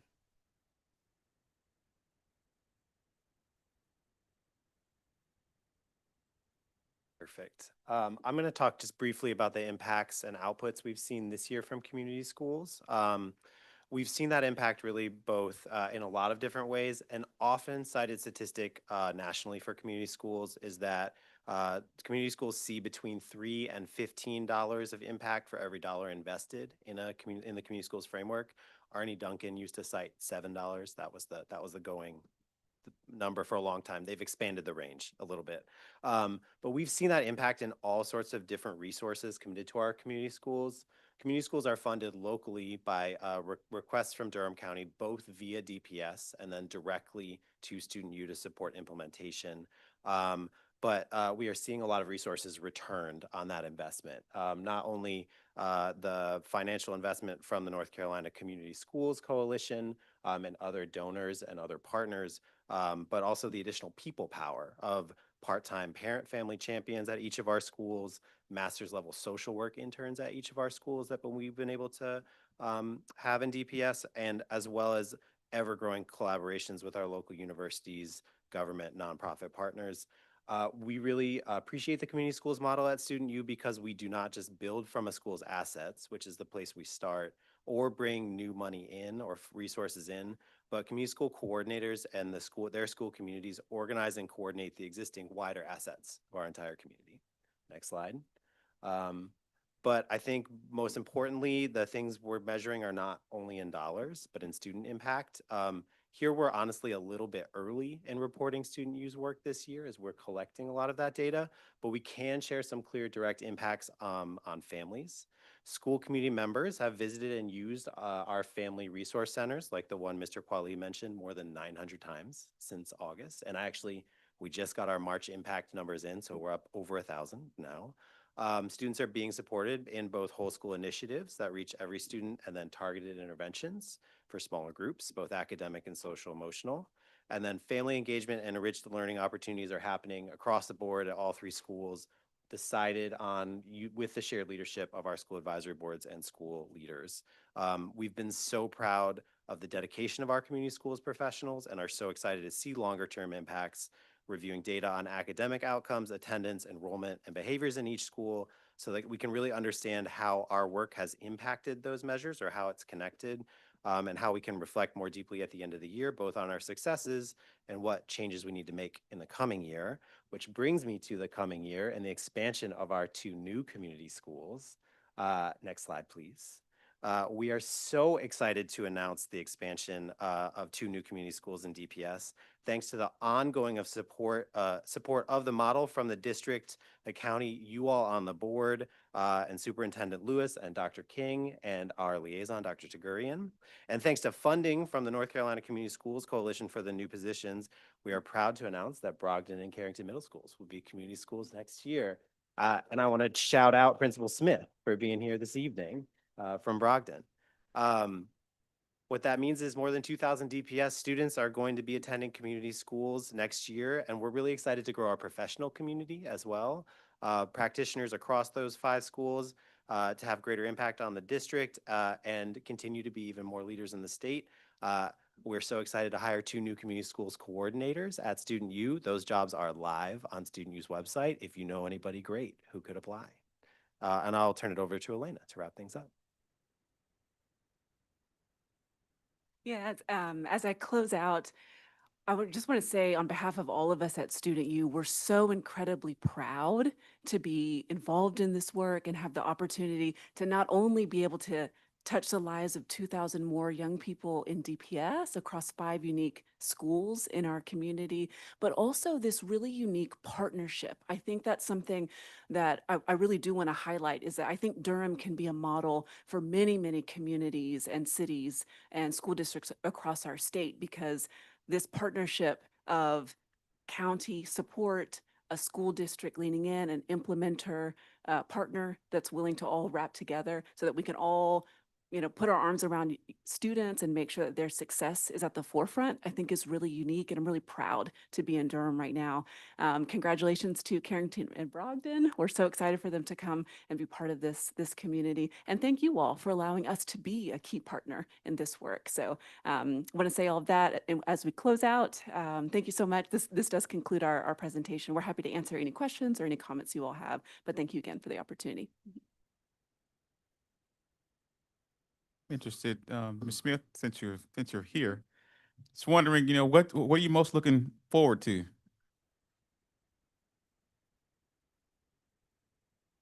I am super excited. The vision of Our Brogdon was launched when I took over principalship in June, and it was to be a community-based school. I'm from Murfreesboro, North Carolina, very rural area, if you know what Chowan University is there.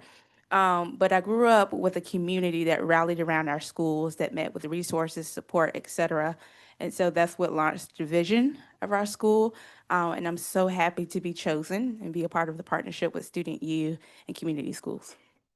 Now, I really just wanted that fade on the screen. It's not often that I wish I had hair, but kudos to your barber. No, but no, we're really excited about, first of all, your leadership at Brogdon and just the value add that community schools will do for you and your family and your scholars. So super excited. Thank you. Yes, thank you.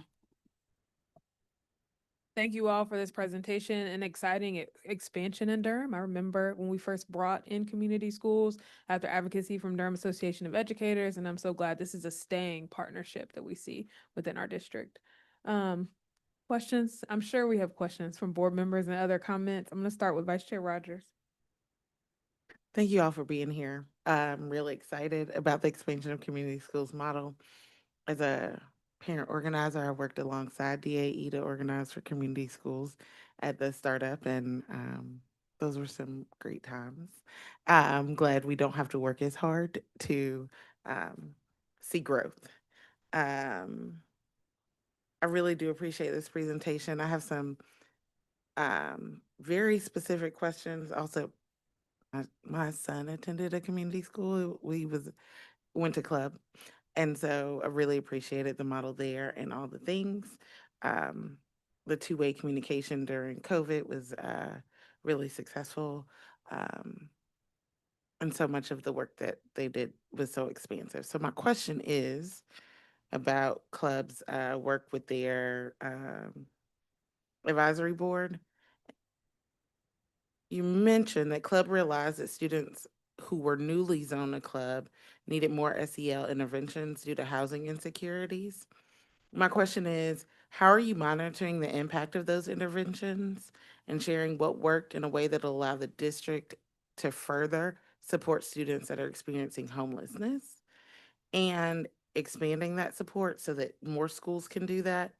Um, and if families that were already zoned or part of the club community begin to experience homelessness, were they invited to those same resources? So yeah, I'm gonna turn that over to Ms. Suarez for the specifics of the MTSS committee at club. Yeah. Right, because it's not just people who No, absolutely. transition from school to school that are experiencing homelessness. No, correct. It was just an observation from our MTSS team that the students who were new to club needed additional supports. So that was part of the reason, the rationale for wanting to expand the tier 1 into tier 2 and tier 3, but it wasn't just for those students. So we did go through a process of reviewing the panorama survey results that students responded to, and then the MTSS team also accepted teacher referrals and looked at academic data and things like that from the MTSS team to identify the students who would benefit from the interventions. So it was open to any of the students in the school. Okay, thank you. And I guess anybody from any school could answer the next question, but since you're there. My follow-up question was, the ideas that are approved by, I'm trying to find the right language, the school advisory boards, do they have to be renewed annually? The short answer is yes. Yeah, all of the ideas currently proposed to school advisory boards are intended to be executed within a school year. So if we're only in year 1 of doing the school advisory board model in DPS, even though community schools is not new at all. But what we have seen in our other schools that are in year 2 with using school advisory boards funds or the proposal system is that if an idea has worked well, it's brought back to the board at the beginning of the year next year. So there's not a decision in June that it's going to definitely happen again in the fall. And I think part of that has to do with needing to execute funding during a particular fiscal year. Okay, this is it, then I'm done, I No, you're great. promise. And so if you find something that has worked and been approved by the advisory board, are there ever times that you transition that to the site and away from the, like, to DPS? Yes. DPS has also been a model of this kind of collaboration this year, and I really want to shout out our liaison named by Dr. King, Dr. Linda Tagurian, who did a fabulous job. We have monthly district meetings where we gather as a community schools team in one of our community schools. So all 3 community schools, members of the North Carolina Community Schools Coalition, members of the Student U team, and then school admin when they are available, which is not always. And Dr. Tagurian, our district liaison, and then sometimes other district staff. And frequently the first question posed is, what's working, what's not in all 3 of your schools, and what can we elevate to the district and communicate to other members of the district? So we are very grateful to the district's collaboration and making space for those conversations to happen this year. Thank you. Thanks, Joe. Ms. Byer. What a celebration this report is. What a gift, the federal grant that is letting us expand not only in Durham, but also across the state and especially in rural areas of the state. I cannot talk about community schools without shouting out Mr. Xavier Kaysen, who is here, board member elect, but who knows and lives community schools so much from his heart and will perhaps write a dissertation about it. So we know that community schools will have what it takes to be successful, which is leaders who say yes and leaders who say yes to sharing power. I think one of the lessons learned is that the principals need to be able to let go of some of that leadership. The superintendent needs to share power and needs to say yes, right? And that's when we've seen the most successful operationalism of community schools. I'm wondering how you all are thinking differently about middle schools specifically, as that's a time when parents are not in the building as much or in the same ways. There are class changes and kids don't necessarily want their parent. I don't know, maybe your middle schooler lets you walk them to school, but how are y'all thinking about modeling and things that will change in middle school or how this would work differently? And just to add, some of our lowest belonging data was in that middle school period as well, when we looked at that panorama data. I appreciate that question, Ms. Byer. Middle schools are near and dear to my heart. That's where I started my education career, as I was a middle school math teacher and working for Student Use Middle School program. I think one thing we are excited to do is bring the experiences of almost 20 years of Student U implementing middle school programming that focuses deeply on relationship building and belonging, and thinking about how we can take the lessons learned from implementing that work to into schools at Brockton and Carrington, as well as the lessons we've learned at a few other middle schools in the state where we're working right now. So Vance County Middle School in Vance County, Roseboro Salemburg Middle School in Sampson County. We have some other middle school program coordinators who have learned a lot in the last couple of years about what works and what doesn't for this model, this schooling model of community schools. And learning from those coordinators and bringing some of that back to Durham. I think we're also really hoping to build on the expertise and assets that exist at Brogden and Carrington already. I think we've found anytime that we've had the opportunity to work in a school, either that is already a community school or interested in becoming one, that there are so many ideas and excitement, ways that people are excited already that are really unleashed when there is somebody on staff or in the building every day who can ask and move them forward. So I don't want to speak for Principal Smith or Principal Cheek about what exactly are the most exciting things there, but I think we'd want to start with those assets and doing that assets and needs assessment, which is sort of a thing I glided over in the community schools model, but will be one of the first things we do at Brogden and Carrington in collaboration with the school community. That's a great answer. And I appreciate your love for middle schoolers, special as they are.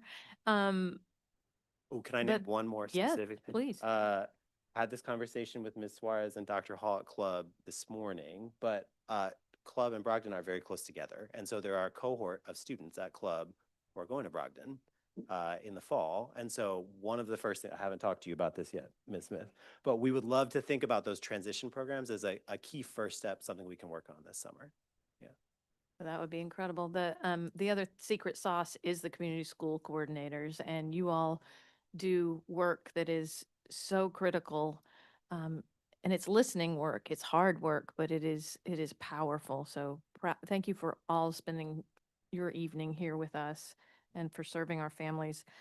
I wonder, as we move forward, whether y'all would consider seeing if our Durham delegation would run a draft bill, which might or might not go anywhere, but many states have community schools as state legislation and have the coordinator funded by the state. And so I wonder if Surquax or Durham might work with electeds to bring a bill to Raleigh that at least is introduced to get that conversation started. I think the short answer to that is yes. We'd be excited to think about the ways that state funding could be used to support community schools in Durham and across the state. And I know that our statewide coalition is thinking really deeply about that right now. Ms. Cardon. Thanks so much for being here tonight. Thanks for your amazing work, y'all, and then those on the ground in the schools.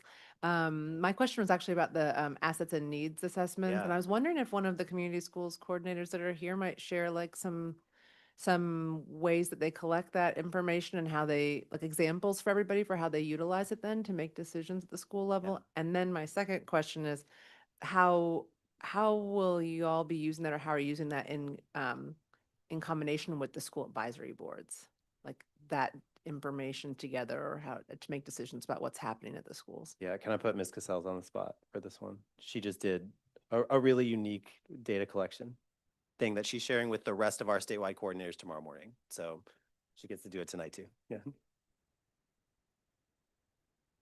Yes, so at Fayetteville Street, we completed our needs and assets assessment the previous year of the 23-24 school year. And from that needs assessment, we surveyed our students, staff, and families at Fayetteville Street. And from that, we took the data from that and we started implementing different programs. We did for our students, the Pride Pathfinders program, and we listened to we to complete the follow-up with our families, I did a listening session this year. And so what we did was we followed up on what the families relayed on the needs assessments. And then from there, what we did a smaller listening sessions of just from about K through 5 students. And then from that, we invited our families back and we sat down and we just talked to them in a one-on-one personal one. So instead of just sending out the data, we went and sat down with them and we listened to them. We had a conversation with them. We provided this for our Spanish-speaking families and for other families that speak other languages as well. So I coordinated with World Relief to make sure that we had someone here who was able to communicate with our families so they could feel heard. And it's not just we're communicating because we have a high needs of families, refugees families as well at Fayetteville Street Elementary School. And we want to make sure that we're listening to them as well, how we can best serve them in that aspect. That answer your question? Thank you. Yes, that's a beautiful example. Thanks so much. And that sounds like amazing work that you're doing there. Thanks for sharing. Thank you. My second part though was how you were going to use that with SAB. just as a Yeah, I think broadly, we make sure that every coordinator with their school advisory board and their school leadership craft a community school plan at the beginning of the year, which uses that data from the assets and needs assessment to make decisions on what the most important 3 or 4 priorities in the big community schools model, which in North Carolina has 4 pillars and 12 domains. That's too much to do in a year. And so that plan uses the assets and needs assessment data to focus for the school advisory board on what the most important priorities are for the year.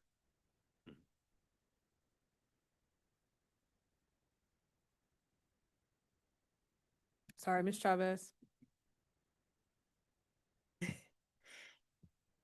Thank you all. Very excited about this, the expansions, all of the things. And I would say one of the things I like about this so much is the embracing of the families, but taking it a step further, because our schools in general, I think, are very intentional about embracing families, but having the resources to take that a step further.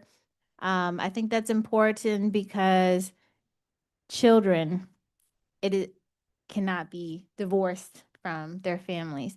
And sometimes children are treated as isolated from, I'm not saying in Durham, but in general, as apart from their parents or caregivers. But it's important. It's culturally affirming. It's just psychologically affirming to embrace the whole.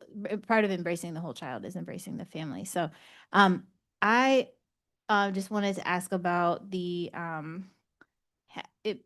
intentionally creating that landscape where parents the knowledge of parents and caregivers, all of them is valued and utilized. And do you find, I'm interested to know how you see parent dynamics shift, where in a lot of our schools, you know, more privileged parents who are more resourced often use their privileges, but also may be more active in the school community.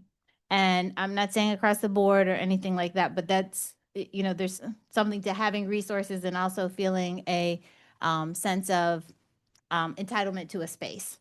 And so, I'm wondering how you see that part shifting within the schools. If you see parents sort of, in the vein of step up, step back, or take space, make space. If you see more parents using their voices and some parents kind of stepping back to honor that knowledge of parents who maybe didn't take up as much space in the past. A great question. I'm looking at our coordinators to see if anybody has a specific example. And if not, I think I can talk I think one thing, another a piece of the model we've implemented in Durham, again, I think piloted by the DPS Foundation and Mr. Kaysen, was the use of a family champion, family liaison, the title of the position has shifted some over the years. And this year we have implemented that again, and I think that has helped with the step up piece, that we have a bilingual family champion that is communicating in both English and Spanish, though to Ms. Cassell's point, we have a number of other languages spoken in our schools that we can continue to get better at communicating with. But that has, I think, created more direct communication. I'll give one example, which is at Club Boulevard, Ms. Aurora, our family champion, has spent a lot of time helping families get onto rooms, helping them get onto the district communication tools that they need in order to get in touch with their teachers and the school staff, so that the communication can go two ways via the channels that the district is supporting across the district. I think that's a first step. It's not, there's work to do, I think, to go from there to a really dynamic set of 3 parent communities where parents are holding space for one another and knowing when voices that wouldn't sort of be at the front and center are given more space to be. But that has been a really important first step, is that if you don't know what's happening at the school community, it's hard to know where and how to use your voice. So I think that's been really useful. Mm-hmm. Well, thank you all. Thank you for that example, and thank you so much. I'm excited to see what is to come. Dr. Lewis. Yes, with the addition of these 2 new schools, with the exception of Buncombe, will that put us like the district with the most schools? That's a good question. We'll be at 5. Sampson County has 4. Asheville Buncombe has 9. But I think I got to look. I think Buncombe has 7 and Asheville City has 2 or 3. Okay. And they're separate. I know they're separate. They're both implemented by the United Way of Asheville Buncombe County. I do believe that will. I'm trying to think, Elena. Do we have anybody else's more? Elizabeth City Pasquotank has 3, so I think it puts us clearly as second most in the state. Yeah. Question. Over that number 1 spot. I'm grateful for this partnership and hopeful for expansion. Love the idea of getting state funding, because I think that we know that when students and families have that buy-in and educators have that buy-in into a school community, we can see a lot of the metrics that we look at and we hope to improve, increase. So I don't have any additional questions. I do want to make sure that Ms. Leathers, our student representative, has an opportunity to ask questions if you have any or have any comments. I do have a question. So is there going to be any involvement in high school? Yeah, that's a great question. We in the expansion process, all of the funding we used required us to only allow for the expansion to schools that are classified as Title I. And in Durham Public Schools, none of our high schools are Title I schools. And we pushed on that a couple of times to see if we could get high schools to be considered anyway. But with the existing funding we had, that was the only reason that high schools were not considered as part of the expansion process, was the rules around the funding that we had. We do have high schools in other parts of the state that allow for a lot of student voice on those school advisory boards. There are a number of school advisory board representatives who are students, and they're really dynamic places. So in the future, we hope that there's more space for high schools to get involved. So just so I can be completely clear with what you just said. Yeah. So we don't have high schools because of Title IX. Title I. So there's a specific classification for schools, and I'm looking toward the board here to provide me a definition of what it means to be a Title I school. But there's a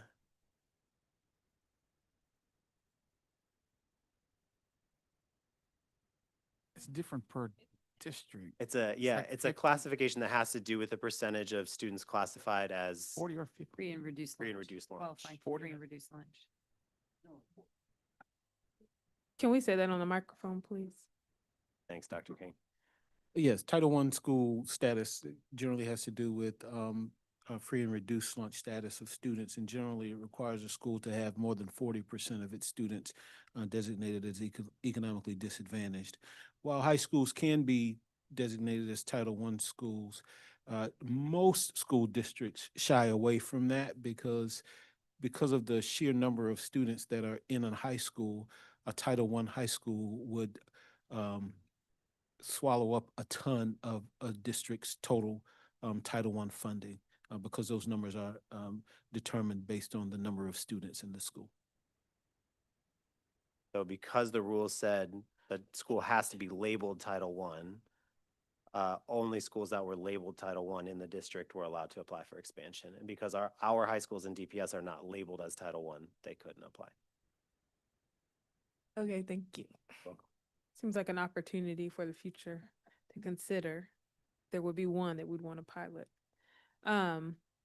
Thank you so much, you all, for this presentation. Thanks for coming this evening. Board members, any other questions, concerns? Thank you for being with us late this evening, because we know many of you have to go to school tomorrow. So thank you. We appreciate it. Thank y'all. Yeah. You know, our elementary schools are going to be there bright and early in the morning. So thank you. Thank you. Thank you. The next item on our agenda is a policy committee update. That is for information only. Ms. Carter, I didn't know if you want to share anything. I know we've been having a lot of robust conversation about 5120 in policy committee. I don't know if there's anything you want to share about that tonight as well. Or the price, you can also say the Prices covers most of that. Well, we have been having robust conversation about 5120 for 5 policy committee meetings now and a couple of board meetings. So I'm hopeful that I think it's in a much better place than it was when we started this work. So I'm hopeful about the direction it's going in and that we will be organized in a way that we will be able to wrap up conversation about that during our next policy committee meeting and have it ready to come back to the board for second reading soon. And alongside that, as named in this update, we are also working on policy 4326, rules for use of seclusion and restraint in schools. Thank you. The next item we have is grants, gifts, and donations. Again, that also is for information only. And with that, that brings us to the closed session. I'll take a motion to go into close from board members. Move that we go into closed session for the reasons stated on the agenda. Second. Been moved by Ms. Byer and seconded by Ms. Chavez that we go into closed session for the reasons stated on the agenda. Is there any other discussion? All those in favor, say aye. Aye. Any opposed, please use the same sign. It passes unanimously. We're now moved into closed session. For those that are joining us virtually, we will not live stream after close, so we will dismiss after that. Thank you.